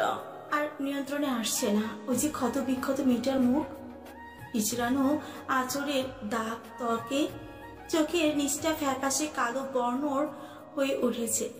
সম্মান লুটিয়ে দেবে না বলে নিশ্চয় খুব হাঁচর পাচর করেছিল মেয়েটা। অন্তু ভিড় ঠেলে বেরিয়ে এলো। নিঃশ্বাস বন্ধ হয়ে আসছে। আব্বু রোজ পত্রিকা পড়ে রেখে দেয়, সেখানে এমন ঘটনাগুলো চোখে পড়ে। আজ সেই পত্রিকা ভেদ করে প্রথমবার কোনো কুবলে খাওয়া মেয়ের মরা দেহ সম্মুখে এসে পড়েছে। এগুলো আসলেই হয়? কান্নার তোর সামলানো মুশকিল হচ্ছে। অবাক হলো সে কোনোদিন এভাবে কাঁদেনি। এরকম দুর্বল তো তার হৃদয় নয়। লোকের মুখে বহু শুনেছে অন্তুর মাঝে নারী সুলভতা নেই, সে কঠিন। আজ সেসব মিথ্যে প্রমাণিত হতে চাইছে কেন? কিসের ভয় আড়ষ্ট করে তুলতে চাইছে অন্তুকে? আখি ওই কাটাছেঁড়া দেহের প্রতীকে আরো দূরে চলে এলো। মুখের নিকাবটা খুলে ফেললো ব্যাগের সাইড থেকে, পানির বোতল বের করে পানির ছিটা দিল চোখে মুখে, টিস্যু দিয়ে মুখটা মুছে দুটো শ্বাস নিল জোরে জোরে। ধমকালো নিজেকে, আশ্চর্য, এত ভঙ্গুর হয়ে পড়েছে কেন তুমি অন্তু? তুমি তো এমন নও। কোথা থেকে যেন পাগলের মতো ছুটতে ছুটতে এলেন সালমা খালা। বুক চাপড়ে আহাজারি করতে করতে ছুটে এসে থপ করে বসে পড়লেন মেয়ে লাশের পাশে মাটিতে। অন্তুর চোখ বোধ হয় আবারও ভরে উঠেছে। নিজের ওপর রেগে উঠল অন্তু। কি মুসিবত! এভাবে ভেঙে পড়লে জীবনকে মোকাবেলা করবি কি করে? কিসের মোকাবেলা? ওই তো একটা মেয়ের ছিন্ন ভিন্ন লাশ পড়ে আছে মাটির উপর। অন্তু তো মেয়ে। জঙ্গলের জানোয়াররা কবে যে মানুষের মতো রূপ ধরে মানুষের সমাজে বাস করতে লেগে পড়েছে, তাদের মোকাবেলা করতে ভঙ্গুর হলে চলবে কেন? একটা মেয়ে দৌড়ে এসে সালমা খালাকে ধরল। খালার বোধহয় দাঁত লেগে গেছে। এটাই বোধহয় আখির ভাবি। এ তো আরেক গরিবের রানী। এদের চেহারার আভিজাত্য মিলছে না পরিস্থিতির সঙ্গে। অন্তুর চোখের সামনে অপরিকল্পিত ভাবে একটা ভয়ঙ্কর দৃশ্য ভেসে উঠল। আখির স্থলে সে পড়ে আছে, রাবেয়া বেগম কাঁদছেন। আচ্ছা, মার্জিয়া এসে কি এভাবেই এসে ধরবে? রাবেয়াকে বুকে জড়িয়ে নেবে? শক্ত হলো অন্তুর চোয়াল, মেরুদণ্ড সোজা করে দাঁড়ালো। কি করছে এসব? জয়, হামজা, সেদিন তানিয়া যে কথাগুলো বলেছিল তার কতটুকু বাস্তব? যা তানিয়া বলেছে সেইটুকু নাকি আরো কিছু আছে? ওই তো দুজন বসে আছে আরাম করে, গাম্ভীর্যপূর্ণ চেহারা নিয়ে চেয়ারের উপরে। গিয়ে জিজ্ঞেস করবে কেন করেছে এসব? ব্যথা লাগেনি বুকে? আগে যখন চিৎকার করে বাধা দিয়েছিল তাদের? কোন ভীতিতে এই প্রশ্ন করবে অন্তু? জয়কে গিয়ে? প্রমাণ তো নেই। দুজনে রাজনৈতিক দলের নেতা কর্মী।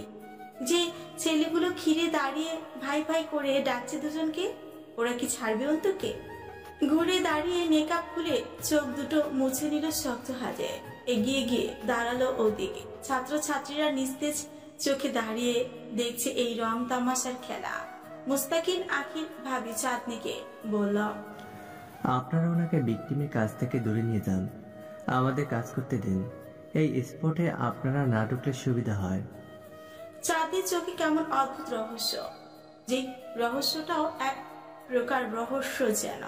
সে কাঁদছে না একটুও না, অথচ অপলক চেয়ে আছে নিথর চোখে আখির মুখের দিকে। সেই চোখের ভাষা অবর্ণীয়। অন্তুর মনে হলো মুস্তাকিন লোকটা কসাই টাইপের।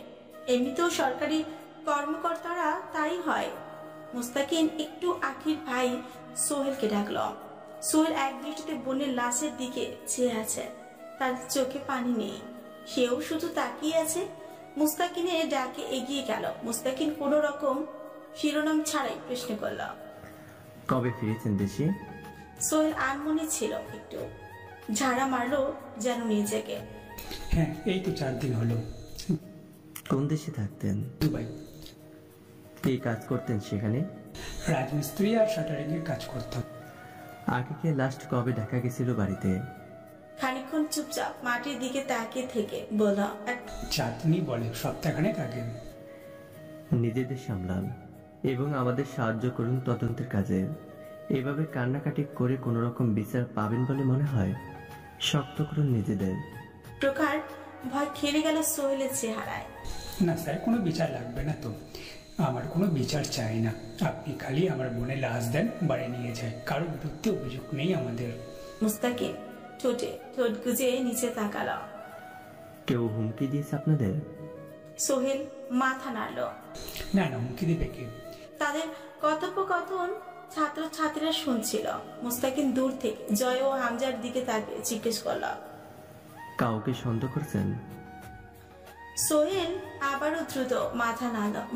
না, কণ্ঠস্বরে প্রাণ নেই, নিষ্প্রাপ্য গলার স্বর। মুস্তাকিন বাম হাত পকেটে গুজে বলল, এসে থেকে শুনছি সকলের ধারণা কাজটা পাটারি পরিবারের 2 ছেলে করেছে।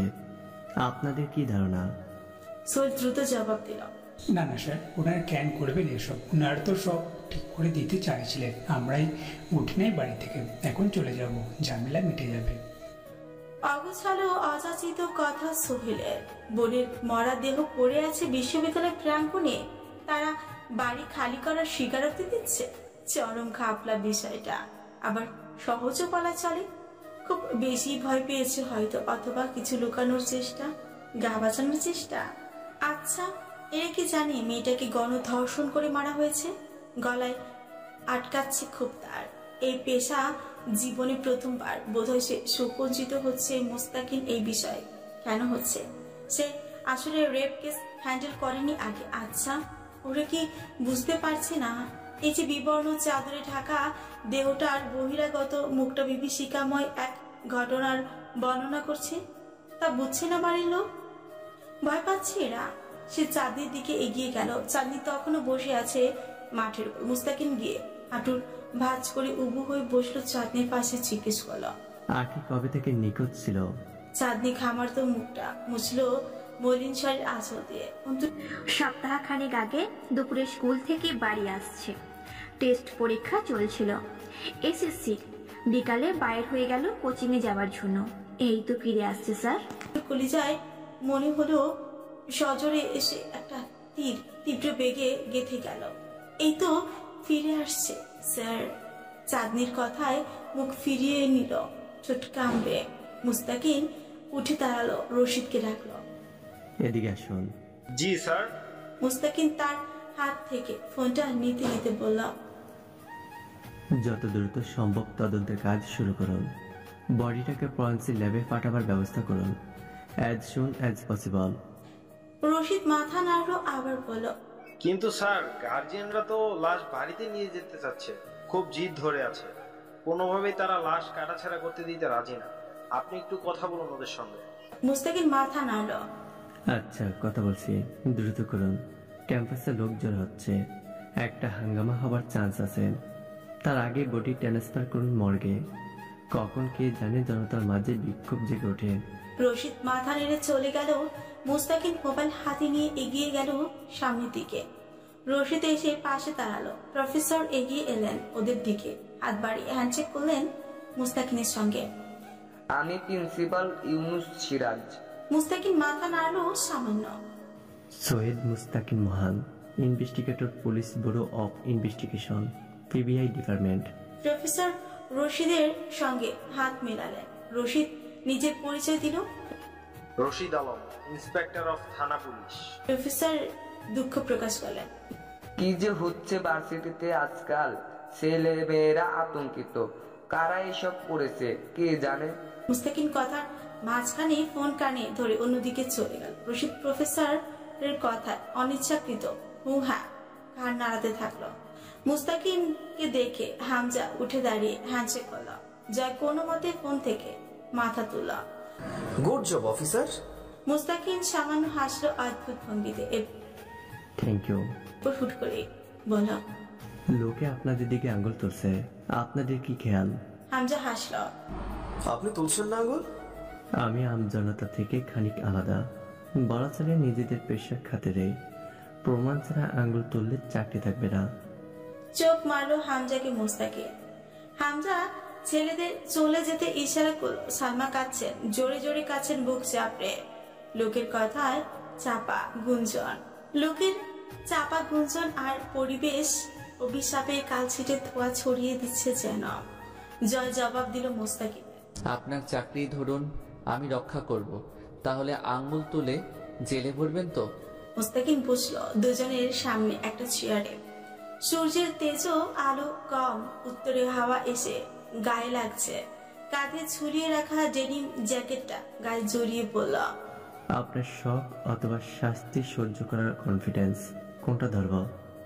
হামজা একবার ঘাড় ফিরিয়ে জয়ের দিকে তাকে, আবার মুস্তাকিনের দিকে ফিরে প্রসঙ্গ বদলালো। কিছু জিজ্ঞেস করতে চান অফিসার? প্রফেসর সিরাজি এসে দাঁড়ালেন পাশে। মুস্তাকিন এবার সরাসরি কথা এলো। আপনারা আমাদের ডেকেছেন সকাল 8টার দিকে, তাহলে এখানে লাশ ফেলে রেখে যাওয়া হয়েছিল ঠিক কখন, সে ব্যাপারে কোনো ধারণা আছে? হামজা মাথা নাড়ল। তা জানে না কেউই। আমাকে কল করা হয়েছে, তখনও আমি ঘুমেছিলাম, ছেলেরা কল করে জানালো। জয়ের দিকে ফিরল মুস্তাকিন। জয় মাথা ঝাঁকালো। ভাই আমাকে জাগিয়ে নিয়ে এসেছে, আমি ঘুমাচ্ছিলাম। মুস্তাকিন জিজ্ঞেস করলো, আপনারা একসঙ্গে থাকেন? জয় মাথা নাড়ালো। এক বাড়িতে এক ঘরে থাকতাম, লোক বদনাম করবে ভেবে থাকা হয় না। হেসে ফেল মুস্তাকিন। ক্ষণকাল পেরোতে তার মুখভঙ্গি সিরিয়াস হলো, ফের শুধালো, লাশ একজাক্টলি কোথায় ফেলা হয়েছিল সেই জায়গাটি দেখান আমাদের, সেটা তো দেখেছেন?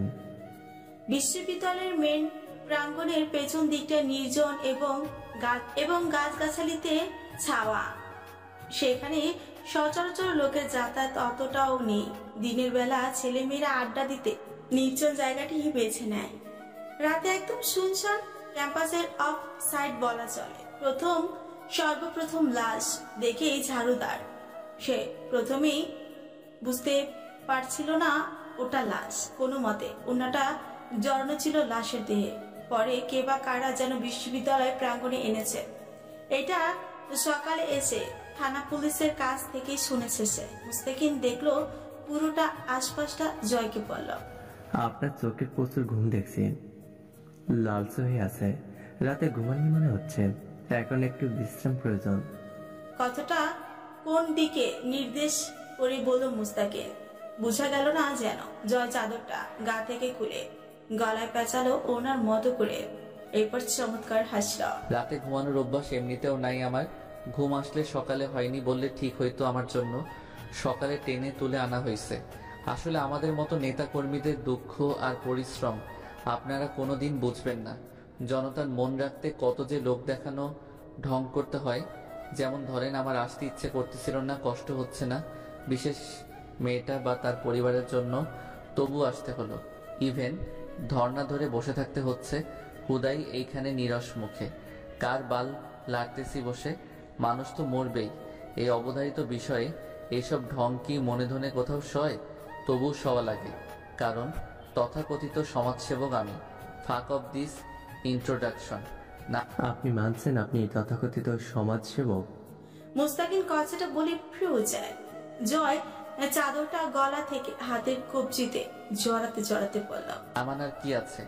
আমি ভালো না তা লোক জানে, আর তাকে আমি জানার আগেই আমি জানছি।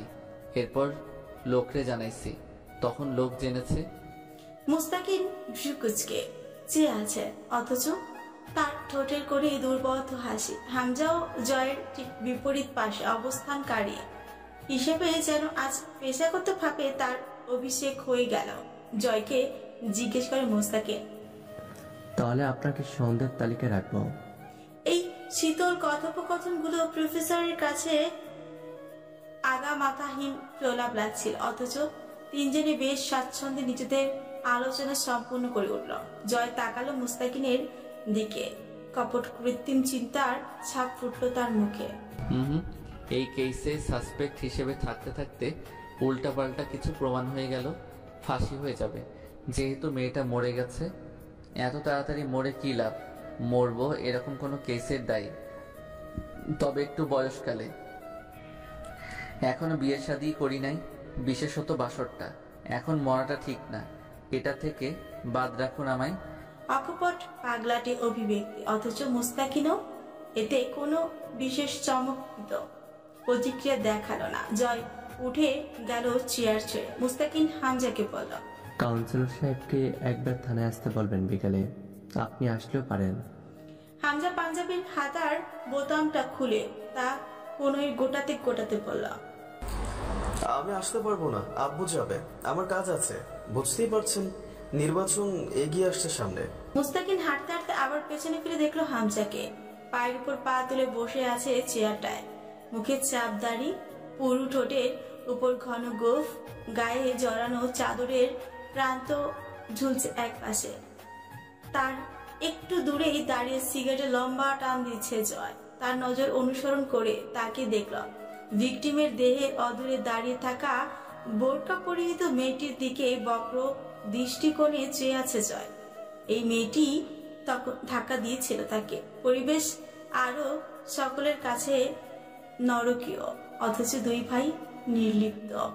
তবে এই থেকে এটা প্রমাণ করার উপায় নেই এরা অপরাধী যুক্ত। জিপে উঠে বসলো মুস্তাকিন। নজর পড়লো আবারও মেয়েটির উপর। বিমুট মূর্তির ন্যায় চেয়ে আছে লাশের দিকে। লাশকে ফ্রেজিং গাড়িতে তোলার সময় তোলার ব্যবস্থা চলছে। মর্গ থেকে লোক এসেছে, অথচ লাশটিকে ল্যাবে নেওয়ার কথা। ঢাকাতে আখির লাশ পাঠানো হলো ফরেনসিক টেস্টের জন্য। তা মুস্তাকিন চেয়েছিল না। সে দিনাজপুরের এম আব্দুর রহিম মেডিকেলে পাঠাতে চেয়েছিল, ব্যবস্থাও করেছিল। সিনিয়র ইনচার্জ রাজি হননি। আখির মা মুস্তাকিনের হাত ধরে কান্নাকাটি করছিলেন। আমার মেয়েটার শরীরটারে আর কোনো শুয়োরের হাতে দিস না বাপ। আমারে মা মনে কইরা আমার কথা রাখ। আমার বিচার লাগবো না, আমার আখির দেহডারে দে, বাড়ি নিয়ে যাই। এই কথা ফেলার মতো নয়, অথচ উপর মহল হুট করে সিদ্ধান্ত বদলেছে। এসব নতুন নয় এই লাইনে, তবে এর শেষ অবধি যেতে হলে তাকে সজাগ থাকতে হবে প্রতি পদে পদে।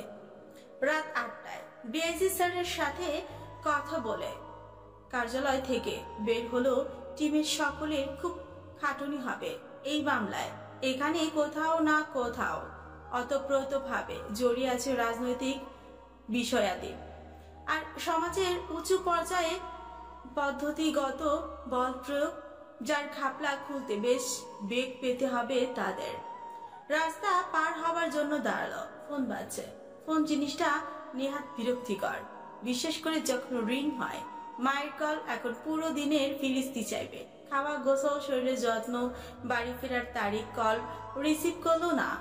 ক্লান্ত শরীর। ফ্ল্যাটে ফিরে গোসল দিয়ে এরপর নিজেই একবার কল করে নিবে। বিকেলে থানায় কাউন্সিলর হুমায়ুন পাটোয়ারি এসেছিলেন। মুস্তাকিন গিয়েছিল সেখানে। সে প্রশ্ন করল হুমায়ুন সাহেবকে, আপনি ভিকটিমের পরিবারকে জায়গা থেকে উচ্ছেদ করতে চাইলেন, এরপর তারা গেল না, তার মেয়ের সঙ্গে এমন কিছু ঘটল, সন্দেহ যদি আপনার উপর যায় তা নিয়ে বক্তব্য কি আপনার?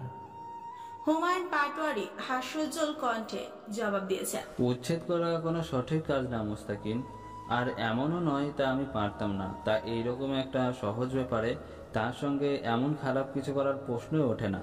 তারা সময় চাইছে, আমি দিয়েছি, না উঠলে উঠাইয়া দিতাম, যেহেতু এইটা আমার কাজ। কিন্তু তাই বলে এমন কিছু। মুস্তাকিন ঠোঁট উল্টে ধীরে ঘাড় বাঁকালো। আপনার প্রতিপক্ষ দলকে?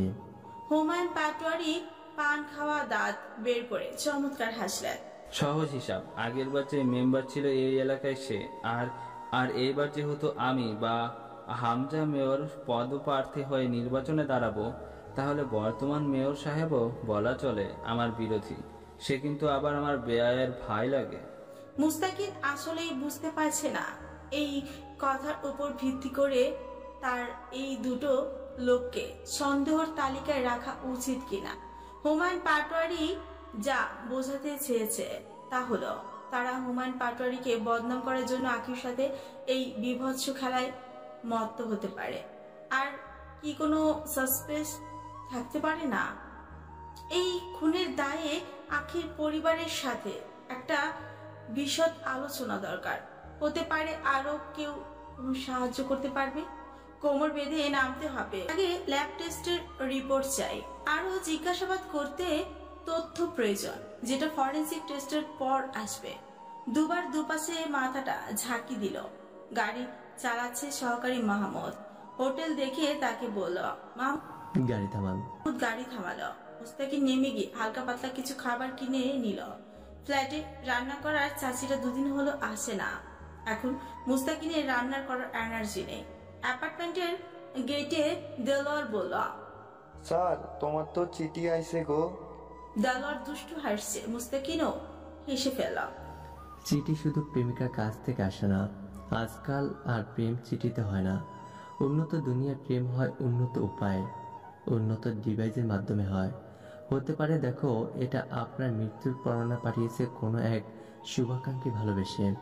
দেলোয়ার দাঁত বের করে হাসল। তোমারে আর কেডা মারার সাহস করব? যত বড় একখান পিস্তল প্যান্টের ভিতরে নিয়ে ঘুরো। প্যান্টের ভিতরে পিস্তল, তাও আবার অত বড়? তুই রাইফেল আর পিস্তলকে গুলি ফেলছিস মনে হচ্ছে। আর প্যান্টের ভিতরে পিস্তল রাখে কেমনে? কোথায় রাখে? মুস্তাকিনের বলার ভঙ্গি দেখে হো হো করে হেসে উঠল এবার দেলোয়ার। মুস্তাকিন ফ্ল্যাটে ঢুকে গেল। দরজা লাগিয়ে খাবার টেবিলের উপর রেখে চিঠি নিয়ে বসল। চিঠিটা রেখে দিল পরিত্যক্ত। বিশেষ আগ্রহ আসছে না তা নিয়ে। সে জানে কার চিঠি। ফ্রেশ হয়ে এসে খোলার কথা ভেবে আবার কি মনে করে দায়েশার হাতে চিঠিটা খুলল। বেরামি চিঠি। কি জানি, পরিচয় দাও তুমি নিজের। ও হ্যাঁ, সৈয়দ মুস্তাকিন মহান, ইনভেস্টিগেটর অফ পিবিআই ডিপার্টমেন্ট। না, কেস থেকে সরে যাও অফিসার। তুমিও ভালো থাকো আর আমরাও। নয়তো তোমার এক পিস্তল কতক্ষণ কতভাবে রক্ষা করতে পারবে তোমার জান। যা করতেছো তা জানের সওদা। হাতে তো পরবাই, আর যদি সেরকম ইচ্ছা থাকে তাহলে তোমার রুহুর জন্য মঙ্গল আর মরার পরে ব্যস্ত কামনা করি। মুস্তাকিন চিরকুটটা হাতে মুড়ে ময়লা ঝুড়িতে ফেলল। শার্ট খুলে সোফাতে ছুড়ল। আরো মাথায় চেপে বসাচ্ছে এরা কেসটা। এতক্ষণ তাও ঘুম ঘুম পাচ্ছিল একটু ক্লান্তিতে। মোড়ের ওপর রিস্কা থামিয়ে দিল রিস্কাওয়ালা। অন্তু বলল, আর একটু এগিয়ে যাবেন না? না আপা, রাস্তা খারাপ, চাকা আটকিয়ে যায়, এটুকু পায়ে যান। রাস্তাটা ভাঙা। কদিন আগের বৃষ্টিতে পিচ হয়ে নিচু হয়ে যাওয়া স্থানগুলোতে পানি জমেছে। সামনেই ক্লাব ঘর। বাইরের দেয়ালে সেটে রাখা বিভিন্ন রাজনৈতিক পোস্টার, রং বেরঙের কালিতে রাজনৈতিক সংগঠনের নাম দাম লেখা সব। সামনে রাস্তার ওপারে চায়ের দোকানপাট। ক্লাব ঘরের সামনে লাল চেয়ার পাতা, অনেকগুলো বাঁশের স্ট্যান্ডের ওপর ক্যারাম বোর্ড রাখা। চেয়ারে দু একজন পা দোলাচ্ছে বসে, সিগারেট টানছে, কেউ চায়ের কাপে চুমুক দিচ্ছে। রাস্তার করুণ দশা। কাউন্সিলের ক্লাব ঘরের সামনে রাস্তার এই হাল, অথচ সেই কাউন্সিলের আগামীতে মেয়র পদে প্রার্থী হয়ে বিভিন্ন সম্মেলন কত কি করে দেবার অঙ্গীকার দিচ্ছেন জনতাদের। আজকালের মাঝে একটা বিশাল সম্মেলন আছে প্রাইমারি স্কুলের মাঠে। সেখানে নিশ্চয়ই হামজা, জয়, জম্পেশ একটা করে বক্তব্য রাখবে। এদের জিব্বা কয়টা, আর বিবেক এবং লজ্জাই বা কোন ফেরিওয়ালার কাছে বিক্রি করে বাদাম কিনে খেয়েছে। ভাবতে ভাবতে কাদায় এক পা গেড়ে গেল অন্তুর।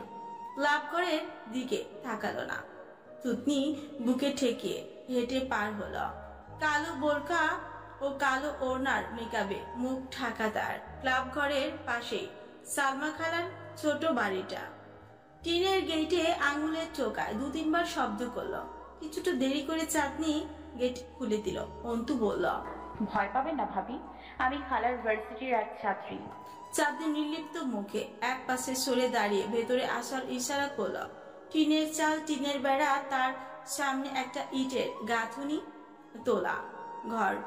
মেঝে হয়নি, উপরে শুধু টিনের ছাদ লাগানো হয়েছে। নিচের মেঝে কাঁচা, জানলা দরজাও লাগানো হয়নি। চাঁদনি অন্তুকে নিয়ে গিয়ে ঘরে বসালো। পাশের ঘরে সালমা খালা নামাজে বসে কাঁদছে। করুণ কান্না। অন্তুর বুক ভার হয়ে এলো। চাঁদনি নাস্তা আনতে উদ্যত হলে অন্তু চাঁদনির হাতটা চেপে ধরে বলল, ভাবি প্লিজ কোনো আনুষ্ঠানিকতা দেখিয়ে আমায় ছোট করবেন না। আপনি বসুন, 2 মিনিট কথা বলি। সব মিটলে একদিন এসে নাস্তা করে যাব। চাঁদনি মানতে চায় না। অন্তু জোর করে বসালো। জীর্ণ একটা সালোয়ার কামিজ পরনে, চাঁদনির চুলের বেনি উস্কো খুস্কো, মুখে মলিনতার ছাপ। দেখতে চরম সুন্দরী চাঁদনি। কালি পড়া ডাগর ডাগর চোখ, আর তা যেন রহস্যময়। নাম কি তোমার? অন্তু বলে ডাকে সকলে। আমিও তাহলে তাই বলে ডাকবো। একটু হাসলো চাঁদনি। হাসিটা অদ্ভুত আর সুন্দর। যদি আগেই চলে যেতেন এখান থেকে তাহলে হয়তো আখির এই হাল হতো না বোধ হয়। মলিন হাসলো চাঁদনি প্রতি উত্তরে। বহুত দিন থেকে ক্লাবের ছেলেদের নজরে পড়ছিল আখি। আখিরে খুব জ্বালাতো ওরা। যাওয়া আসার সময় আজে বাজে কথা বলতো। একবার ক্লাবের একজন বাড়িতে আসছিল তার কোনো বড় ভাইয়ের সাথে আখির কুপ্রস্তাব নিয়ে। আম্মা তার একটা থাপ্পড়ও দিয়েছিল। অন্তু জিজ্ঞেস করতে ইচ্ছে করল, সেই বড় ভাইটা কি জয়ামির? আপনার কি সন্দেহ হয় না জয়ের উপর? বলল না প্রশ্নটা। আপনি যে টাকা ফেরত দিতে গিয়েছিলেন, মেম্বার সাহেবকে তা দিয়ে অন্য কোথাও তো জায়গা কিনে চলে যেতে পারতেন। চাঁদনি হাসলো আবার, কেমন যেন দেখাচ্ছিল চাঁদনির হাসে। তুমি ঘটনা লোক মুখে শুনেছো তাই না? অন্তু জবাব দিল না। চাঁদনি বলল, পুরোটা আর আসলটা শোনো নাই। এখন শুনি, আপনি বসুন। চাঁদনি তাকায় অন্তুর দিকে। আমি বলবো। অন্তুর চাঁদনিকে ভীষণ অন্যরকম লাগছিল। চাঁদনির বিছানার উপরে ছড়িয়ে ছিটিয়ে থাকা কাপড়গুলো ভাঁজ করতে করতে বলল, আমি বাপের বাড়ি পাওনা জায়গায় আর বিয়ের গয়না বেচে আমার ভাইয়ের সাথে নিয়ে মেম্বারের কাছে গিয়েছিলাম টাকা ফেরত দিতে। তারা নিল না? টাকাগুলো দেখলো আর মেম্বার সাহেব বলল, আচ্ছা টাকা যখন জোগাড় করেছো নেওয়া যাবে, আমি ওই হিন্দু লোকটার সাথে কথা বলে দেখি। এরপর অন্যমনস্ক হলো চাঁদনি। যেভাবে বলছিল আমরা নিশ্চিত ছিলাম টাকা নেবে, জায়গা ফেরত পাবো। নিল কি সেই টাকা?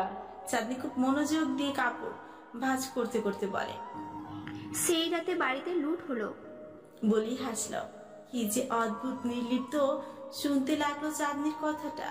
কপাল জড়িয়ে ফেল অন্তু। চেনেননি তাদের?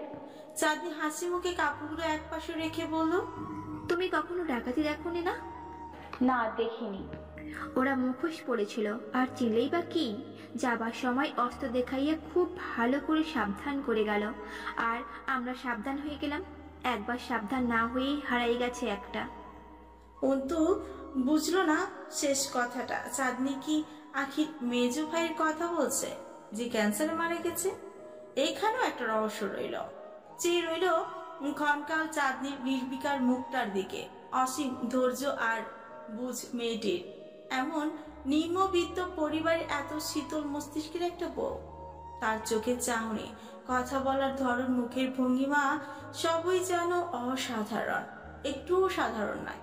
সেদিন শাশুড়িকে যেভাবে বুকে জড়িয়ে থামাচ্ছিল, সে এক বিরল দৃশ্য।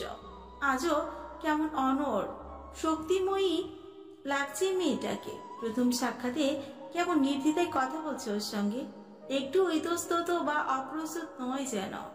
মার্জিয়া কি এমন হতে পারতো না? অন্তু জিজ্ঞেস করলাম, আপনি পড়ালেখা জানেন? চোখ তুলে তাকায় চাঁদনি। এসএসসি পাস করেছিলাম। মুখ খুললে না তুমি, দেখলাম না তো তোমায়। অন্তর মেকআপটা খুললো অল্প একটু, বেজায় মায়াবতী দেখতে অন্তু।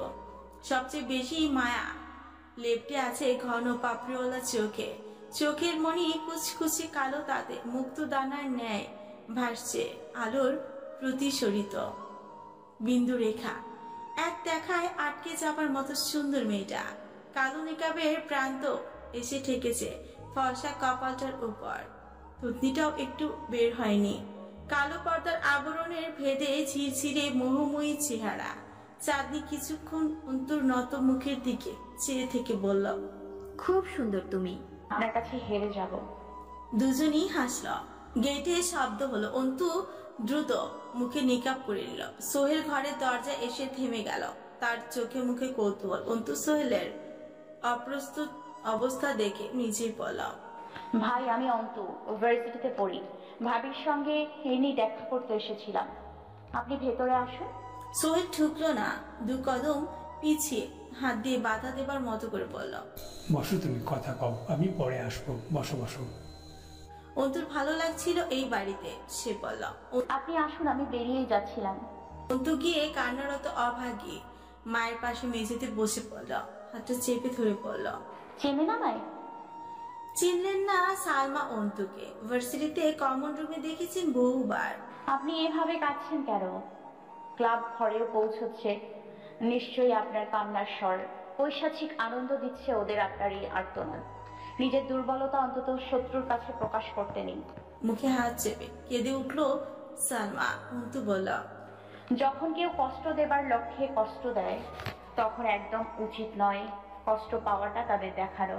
হয় সেই পরিমাণ সেভাবে ফিরিয়ে দিতে হয়, অথবা চুপ থাকতে হয় অন্তত তাদের সামনে। সালমা খালা অন্তুর এই ভারী কথা বুঝলেন কিনা কে জানে, বললেন, কিন্তু ওরা তো করে নাই কিছু। অন্তু জানালার দিকে তাকে বলল, নিজেকে সান্ত্বনা দিচ্ছেন? সালমা কান্না সামলালেন, এরপর বললেন, ওরা কিচ্ছু করে নাই অন্তু, কেডা করছে আল্লাহ মাহবুব জানে। ওই পুলিশরা আমার বেটির লাশ দিতেছে না কেন? আবার কই নিয়ে গেছে আমার বেটিরে? আমার বিচার লাগবো না, ওরা রাজনীতি করে, শক্তিশালী সব। আমার বিচার লাগবো না, কিচ্ছু লাগবো না আমার। আমি চলে যাব এখান থেকে, বহুত দূরে যাব। আমার মেয়েটারে ওই পুলিশ আবার কই জানি কই নিয়ে গেছে। কথা ধরলো অন্তু। কারা রাজনীতি করে? এই তো বললেন ওরা কিছু করেনি। তার মনে হলো সে বোধহয় টেনে হিচড়ে জয়কে এবার এসবের পেছনে দাঁড় করাতে চাইছে। তার সঙ্গে সেদিন খারাপ আচরণ করেছিল বলে জয় বারবার অপরাধীর জায়গায় নজর আসছে, কিন্তু এটা ঠিক না। ভেতরের উকিল মস্তিষ্কটা ধমকালো অন্তুকে। ক্লাব ঘর পার হওয়ার সময় আর চোখে তাকালো সেদিকে। বুকে একটা চাপা উত্তেজনা কাজ করছে। তাকে চিনে ফেলার মতো কেউ যদি এখন ক্লাবে থাকে, কোনো তামাশা না হয়ে যায় এখন যদি জয় দেখে ফেলে। ক্লাব ঘরের সামনে বড় পোস্টারে কাউন্সিলর হুমায়ুন পাটোয়ারির ছবি টানানো, পাশেই আরেক পোস্টারে তার ছেলে হামজার ছবি। এবার ক্যারাম বোর্ডের সামনে ছেলেরা দাঁড়িয়ে আছে। এটা আর চোখে নজরে এলো, আর ভুলেও তাকালো না সেদিকে। সন্ধ্যার বেশি বাকি নেই। দুনিয়াতে সবচেয়ে জঘন্য শব্দের মধ্যে সেরা জঘন্য শব্দ হলো অ্যালার্মের শব্দ। ঘুম ভাঙলো জয়ের। ফোনের অ্যালার্ম তখনও বাজছে। উপর হয়েছিল, চিৎ হয়ে বকল, সেটা ভাঙা অ্যালার্ম ঘড়ি, বারোটা বাজতেই আছে। সম্বন্ধের ছেলে ঘড়ি আমার, আমি উঠছি। হ্যাঁ, এইবার অফ যা। ঘড়িটাকে ভাঙতে পারলে ভালো লাগতো, ভাঙলো না। টাকার ঘা গলি যায়। মুখে চোখে পানি দিয়ে আসার পরেও জীবনীটা ছাড়ছিল না। প্রথমেই ছুরিতে, পরে একে একে সম্ভাব্য সকল আসবাবে কাঙ্ক্ষিত সারটা খুঁজল, পেল না। চিৎকার করতে করতে বেরিয়ে এলো ঘর থেকে। মামি, ও সতালো নানির মেয়ে? কাজের মহিলাকে জিজ্ঞেস করলো। সেই শালির চেংড়ি কই?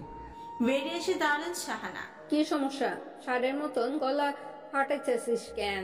এইবারে একটা ছেলেদের জন্মগত বদরোগেই। জয় দাঁতের দাঁত খিচে উঠল। আমার শার্ট ধোয়া হয়নি কোন সুখে?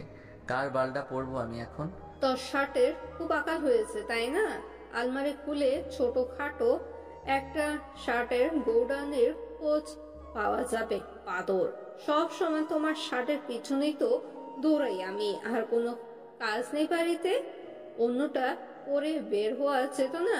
জয় মুখ খুলতে গিয়েও নিয়ন্ত্রণ করলো নিজেকে। তার মুখ খুললে বকা ছাড়া আর কিচ্ছু আসার সম্ভাবনা নেই। মামিকে সামনাসামনি বকা ঠিক না। এরপর কথা বলতে গিয়ে ওই খ্যাপা শরীফ বলল, তো একটা বের করে দাও সেই গোডাউন থেকে, পরে বের হই। তোমাদের মতো তো হুদাই ঘরে বসে থাকি না আমি। কাজ আছে, উঠতে দেরি হয়ে গেছে। আবার শার্টের বাড়া নিয়ে রঙ্গ করতেছি আরো আধা ঘন্টা। তরু বেরিয়ে এসে দাঁড়ালো সেন্টার রুমের এক পাশে। জয় ওর দিকে ফেলল, কঠিন স্বরে আদেশ করল, তরু, আরে সিস্টার, ইউ আর স্টিল জীবিত নাও? ভালোই হলো। আমার একটা শার্ট বের করে দে, চা কুইক। জয়ের ঘরে ঢুকলেই পৌরশালী একটা গন্ধ পাওয়া যায়। মাতাল মাতাল লাগে তরুর। ঘরে বাস করা পুরুষটাই যখন সর্বক্ষণ ওর মাতাল হয়ে থাকার কারণ, এই ঘরটাও ওর কাছে বড় কাঙ্ক্ষিত। প্রতিদিন জয় উঠে বেরিয়ে যাবার পর সে পুরো ঘরটাকে পারলে নতুন করে উল্টে পাল্টে করে আবারও শুরু থেকে গোছায়। বেশিক্ষণ এই ঘরে অবস্থান করার লোভ। যতক্ষণ এখানে থাকবে বুকের ভেতর কি যে এক শিরশিরানি নিচে বেড়ায়।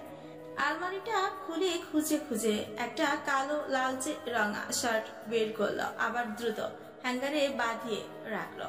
এই ঘরের প্রতিটা বিন্দু তার গোছানো। অবশেষে একটা চেক শার্ট বের করলো। সেটা তো মন গড়ল না। ভুলভাল শার্ট নিয়ে গেল। পছন্দ না হলে নিশ্চিত একটা জঘন্য ভাষায় গালি ছুড়ে দিবে। একটা জঘন্য ভাষায় গালি দিয়ে ছুড়ে ফেলবে শার্টটা জানালা দিয়ে। একবার শার্ট ধোয়া হয়েছিল না, সবগুলো শার্ট বাথরুমে চুবিয়েছিল। পরে ক্লিনার এনে সেই সব তুলে বাথরুম বাঁচানো হয়েছে। আবার নতুন শার্ট কিনতে হয়েছিল। না কেনা অবধি হামজার শার্ট পরতো। একটা মিশ্র ছাই রঙের শার্ট দিল জয়কে। জয়ের সব শার্ট বেনামি রঙের, নাম না জানা সব কালার শার্ট বেছে বেছে কিনে আনে। এমনকি শার্ট যেটা কিনে সেটা দোকানে দাঁড়িয়েই গায়ে চড়িয়ে পরনেরটা ব্যাগে করে বাড়ি ফেরা লোক সে। পরের দিন নতুন সেই শার্ট ধুয়ে আয়রন করে আলমারিতে তোলা হয়। এইরকম হাজারো পাগলাটে স্বভাব সম্পূর্ণ বজ্রাগী পুরুষটিকে কেন যে এত ভালো লাগে মনে মনে তরুর। লোকে শুনলে নিশ্চয়ই বলবে রুচির দোষ আছে তোর, নয়তো জয়ের মতো নোংরা স্বভাবের ছেলের প্রেমে পড়া যায় না। জয় কিছু বলল না, চুপচাপ শার্টটা গায়ে পড়ল, তরুকে দিয়ে পারফিউম আনিয়ে নিল। এই ব্যাপারটা তরু কতটা উপভোগ করে তা জানে না জয়। তার মন নেচে উঠে যখন জয় ধমক দিয়ে এটা ওটা ঘর থেকে আনতে বলে তাকে, মনে হয় যেন সে ঘরণী জয়ের। আজ পৌরসভা অফিসে বৈঠক ছিল, নির্বাচন কাছে। হামজা বলেছিল ঠিক দুপুরের পর পৌরসভায় পৌঁছে যেতে। আগামী সপ্তাহের শুরুতেই বিশাল এক সম্মেলন নির্বাচন নিয়ে। সেই বিষয় নিয়ে আলোচনা চলবে। জয় পৌরসভায় না গিয়েছিল পলাশের গাঙ্গের পাড়ের বাড়িতে। সেখানে কিছুক্ষণ আড্ডা দিয়ে ক্লাবে গিয়ে ক্যারাম খেলেছে আধ ঘন্টার মতন। এরপর বাড়ি ফিরে ঘুম দিয়েছে সন্ধ্যা অবধি। কবির ড্রাইভিং করতে করতে জিজ্ঞেস করল, ভাই আমরা যাচ্ছি কই এখন? চেয়ারম্যান কাকা ডেকেছে। কবির দ্রুত ঘাড় ঘুরালো। চেয়ারম্যান কাকা আপনাকে ডাকছে কেন? সম্পত্তির ভাগ লিখে দিবে। তোর কিছু চাই সেখান থেকে? বোকা হাসলো কবির। না মানে আপনারে কেন ডাকছে? উল্টাপাল্টা কিছু করবে না তো? উল্টাপাল্টা কিছু? বউ নাই নাকি চেয়ারম্যানের? আমায় কেন টার্গেট করবে? হাসলো কবির। জয় বলল, আয় তোর এই গেছো বাদরের মতো হাসির একটা ছবি তুলি। বাই এনি চান্স অকালে টপকে গেলে ছবিতে মালা চড়াবো। ব্যাক ক্যামেরা অন করে কবিরের দিকে ধরল। হঠাৎ করেই একটা মাল বোঝাই ট্রাক সামনে এসে পড়লো ওদের গাড়ির। গাড়ি চালানোর সময় এই মজা বোধহয় কাল হয়ে উঠলো ওদের। কবির প্রথমত নিয়ন্ত্রণ হারলো, দ্রুত স্টিয়ারিং ঘোরালো গাড়ি এক সাইডে নেবার জন্য। ততক্ষণে ডান পাশে আরেকটা গাড়ি এসে পড়েছে, ওদিকে সরার জায়গা নেই। ওদের গাড়ি যে পজিশনে রয়েছে তাতে ট্রাক ওদের গাড়িকে পিষে সামনে এগিয়ে যাওয়া ছাড়া উপায় নেই। ও পাশে চাপার জায়গা নেই। কয়েক সেকেন্ডের পাশে গাড়িটা আরো স্লো হয়ে ওদের পাশ আটকে চললো মনে হলো। জয় সবসময় খারাপ কিছুর জন্য প্রস্তুত, কবিরও হলো। কিছু করার নেই। আর ট্রাক ওদের সামনে খুব কাছে, প্রায় আচমকা পাশের গাড়িটার পাশ থেকে দ্রুত এগিয়ে গেল ওদের গাড়ি পার করে। সেদিক দিয়ে ট্রাকটা চলে গেল ওদের বাঁচিয়ে। ট্রাক চলে গেল নাকি কবির নিপুণ হাতে নিয়ন্ত্রণ করিল বলা যায় না। সেকেন্ড 20 মধ্যে ঘটে গেছে পুরো ঘটনাটা। জয় গাড়ির জানালা দিয়ে মুখ বাড়িয়ে পেছনে তাকিয়ে দেখলো ট্রাকটাকে একবার। এখনো হৃৎপিণ্ড ধরাস ধরাস করছে। জয় তাকে বকলো, শালা এত লাফাও কেন? বেশ কিছুক্ষণ পর পেছন থেকে সামনে ঘাড় ফেরালো কবিরকে প্রশ্ন করলো, ট্রাকটা কার জানিস কবির? ঝিরঝিরি বৃষ্টি নেমেছে বাইরে। হামজা এলো রাত 11টার দিকে। দোতলার সিঁড়িতে ছাতা বাঁধিয়ে রেখে ভেতরে ঢুকলো। রিমি বসেছিল স্বামীর অপেক্ষায়। দোতলার সদর দরজা দিয়ে ঢুকতে এক পাশে ডাইনিং রুম, তার আরেক বিভাজনে বসার ঘর। রিমি উঠে এগিয়ে গেল স্বামীর দিকে। হামজার হাত থেকে ওয়ালেট, ফোন এবং ভেজা ঘড়িটা নিয়ে জিজ্ঞেস করলো, এত দেরি হলো কেন? হাতে কি হয়েছে আপনার? ভিজেছেন কেন? ছাতা ছিল না? সাদা পাঞ্জাবিতে কাদার ছিটে। হামজা সব কথা এড়িয়ে তা ঝাড়তে ঝাড়তে বলল, একটা গামছা দাও আগে। রিমি বুঝলো কোনো কারণে মেজাজ থমকে আছে আপাতত লোকটার। বাকি সময় যে হই হই করে তাও নয়। গামছায় মাথা মুছতে মুছতে তরুকে ডাকলো হামজা। তরু এদিকে আয়। তরু বেরিয়ে এলো। কি হয়েছে বড় ভাই? তুলিকে ডাক। হাত মুখ ধুয়ে পাঞ্জাবির বোতাম খুলতে খুলতে এগিয়ে গেল টেবিলের দিকে। রিমি রান্নাঘরে ছুটল। তরু ফিরে এসে আস্তে করে বলল, ভাই আপু আসতে চাইছে না, খাবে না। তুই খেতে বস। শাহানা এসে রিমিকে ভাতের পাত্র আনতে ইশারা করে বসলেন হামজার পাশে। বললেন, ওই বাদর ফিরবে না, কত রাত হলো, বাড়ি ফিরে কখন সে? হামজা গামছা মাথা মুছতে মুছতে বলল, যখন ফেরে প্রতিদিন তখনই ফিরবে, আপনি বসুন। তা কেন ফিরবে? তুই শাসন করার বদলে আশকারা দিয়ে দিয়ে দিন দিন বেয়ারা বানাইছিস ওরে। নির্বাচনের ঝামেলা এগিয়ে আসছে, এখন একটু ব্যস্ত তো থাকবেই, এই নিয়ে ঘ্যান ঘ্যান করার কি আছে? জয় ছোট বাচ্চা না আম্মা, ওকে নিয়ে টেনশন করতে হবে কেন? আপনি বসুন, শরীর ভালো আপনার? ভালো। ভাত তুলে দিলেন শাহানা হামজার প্লেটে। একটু নিচু স্বরে জিজ্ঞেস করলেন, নির্বাচন আস্তে আস্তে বুঝলাম, তোরা কি করতেছিস? কিছুই মাথায় ঢুকতেছে না আমার। তোর বাপটা আবার আসবে কখন? প্লেটে হাত নাড়তে নাড়তে বলল হামজা। মাথায় না ঢুকে যদি ভালো থাকা যায় তাহলে আর ঢুকানোর চেষ্টা করবেন না। লবণ দিন, বাবা থানায় গেছে, চলে আসবে। গেছে বুঝলাম, আসবে কখন? আপনাকে খেয়ে নিতে বললাম, ওষুধ খাবেন খেয়ে। হঠাৎ চমকে উঠল শাহানা। থানায়? আবার থানায়? মাইয়া মরলো তো মরলো, আমার বাড়ির মানুষগুলোরে ফাঁসাদে ফেলে রেখে গেল। হামজা বিরক্ত হয়ে তাকালো। আহ আম্মা, এই আলাপ কেন? বাবা যদি থানা কাছারি না ঘুরবে তো মেম্বার হয়েছে কেন? জনগণের সমস্যা এগিয়ে যাওয়া বাবার কাজ, আর তার কাজ সে করছে। থানায় গেলেই তো আর গ্রেফতার হয়ে যাবে না, তাই না? আর গ্রেফতার হবেই বা কেন? এরপর গলা উঁচিয়ে রিমিকে ডাকলো। রিমি? রিমি লেবু কেটে এনে দাঁড়ালো হামজার প্লেটে। দুটো শসা ও লেবু টুকরো তুলে দিল। হামজার ভেজা চুলে আঁচল নেড়ে চুল মুছে দিল। পাঞ্জাবির কলারটাও ভেজা। রিমি তা গুটিয়ে দিয়ে গিন্নির মতো চেয়ারের পাশে দাঁড়িয়ে রইল। অসময়ে বৃষ্টিপাত। শীত চলে আসার পর বৃষ্টি নেমেছে আজ প্রকৃতিতে। আরো একটা ডিম তুলে দিলেন শাহানা ছেলের পাট। হামজার ডিম খুব পছন্দ। মাঝে মধ্যে প্রেশার হাই হয়ে যায় এই বয়সে, তবুও কোনো কিছুতেই মান্নি করতে দেখা যায় না তাকে। হামজা খেতে খেতে রিমিকে বলল, তোর খেয়ে নাও, সবাইকে আলাদা আলাদা করে বলতে হবে আমার। রু বারবার পানি খাচ্ছিল। হামজা বলল, এত ছটফট করছিস কেন? হ্যাঁ, আরাম করে খা। কোয়েল পাখি কাঁদছে বড় ভাই। তুলি সামলাবে, তুই খা। রিমি, তুমি খাইতে বসো। তুলি কি জয় এসে খাওয়াবে নে? সাহানা বললেন। রিমি খেতে বসলো না। এখন খেতে বসলে চলবে না, হামজা গোসল করবে, বিভিন্ন প্রয়োজন দরকার হবে। বলল, আপনারা খেয়ে নিন, আপনার ওষুধ খেতে হবে। আমি আর তুলি আপু পরে খেয়ে নেব। জয় ভাইয়া আসুক, সকলে একসাথে খাবো।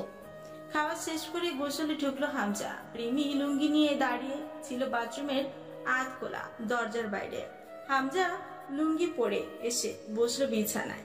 চুল থেকে পানি পড়ছে এখনো। প্রতিদিন রাত দুপুরে গোসল করার প্রয়োজনীয়তা কি? ঠান্ডা লাগে না এই লোকটা নাকি? বুঝে না রিমি। তামাটে গায়ের রঙে পৌরচামার হৃদপুষ্ট দেহি পুরুষটিকে দেখলে চেয়ে থাকলো ক্ষণকাল রিমি। কোনোদিন ভালোভাবে মাথা মুছে আসে না, পরে রিমি মুছিয়ে দিতে হয়। শুকনো তোয়ালে এনে মাথাটা ভালো করে মুছতে মুছতে বলল রিমি, একটু যত্ন নিলে কি হয় নিজে? এত উদাসীন কেন আপনি? অত যত্ন করার কি? তুমি আছো তো করতে, বিয়ে করার একটু ফায়দা হোক। কড়া চোখে তাকালো রিমি। হামজা কপালের ওপর টোকা মারলো একটা। রিমি বলল, হাত কেটেছি কি করে? এখনো কিন্তু বলেননি। আবারও বলছি, নিজের খেয়াল রাখবেন। হাতটা টেনে ধরে কোলে বসালো রিমিকে হামজা। শাড়ি লুটিয়ে পড়ে থাকা আঁচলটা কাঁধে তুলে দিয়ে পেট সহ কোমর জড়িয়ে ধরল। কাপড় ছিবিয়ে বলল, আমি যদি আমার যত্ন নেব তাহলে তোমাকে তুলে এনেছি কেন? রিমি মাথাটা নুইয়ে নিল। গম্ভীর হলো হামজার মুখ। এক হাত রিমির কোমর থেকে সরিয়ে ফোন তুলে কাউকে কল করলো। রিমি উঠে দাঁড়ালো, হামজার হাত ছাড়িয়ে। ভেজা মাথায় আরো দু একবার হাত বুলিয়ে সাবলুন আর তুলা এনে বসলো হামজার পাশে। হামজা ফোনটা বিছানায় ছুড়ে দিল বিরক্ত হয়ে। রিমি তার হাতের ক্ষতটা পরিষ্কার করতে করতে বলল, দেবর মশাই কল ধরছে না, তাই তো? আশা এবার রাখেন কেন? তার ফোন এখন কোথাও পড়ে আছে।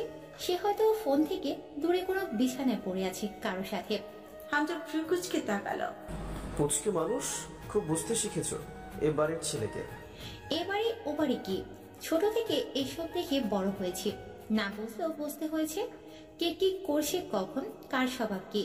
বিশেষ করে রাজনীতিবিদ আর নেতাদের চরিত্র ভালো হতে নেই বলেই জানি। তাই নাকি? তো আমার ব্যাপারে কি খেয়াল তোমার? আমি কেমন? তুমি ছাড়ো। হামজার হাতের ক্ষততে খামচে ধরল রিমি। জানি মেরে ফেলবো একদম। চেনেন তো আমার বাপ ভাইদের, কেটে ছিঁড়ে খাওয়াবো তাদের দিয়ে। হামজা হেসে ফেলল, হাতের দিকে তাকালো। যেই ক্ষততে মলম লাগা ছিল এতক্ষণ সযত্নে, সেখানে খামচে ধরে আছে, রক্ত বের হচ্ছে নখের আঁচড়ে। হামজা কিচ্ছু বলল না, তার চোখে দুষ্টু হাসি খেলা করছে তা খেয়াল করে দাঁতে দাঁত খিচে জিদের সাথে বলে উঠল রিমি। আর জয় ভাইয়ের ব্যাপারে খুব ভালোই জানি। রিমি জানে হামজা জয়ের ব্যাপারে খারাপ কথা সহ্য করতে পারে না। কাজ হলো ওর কথায়। হামজার মুখের হাসি মিলিয়ে গেল।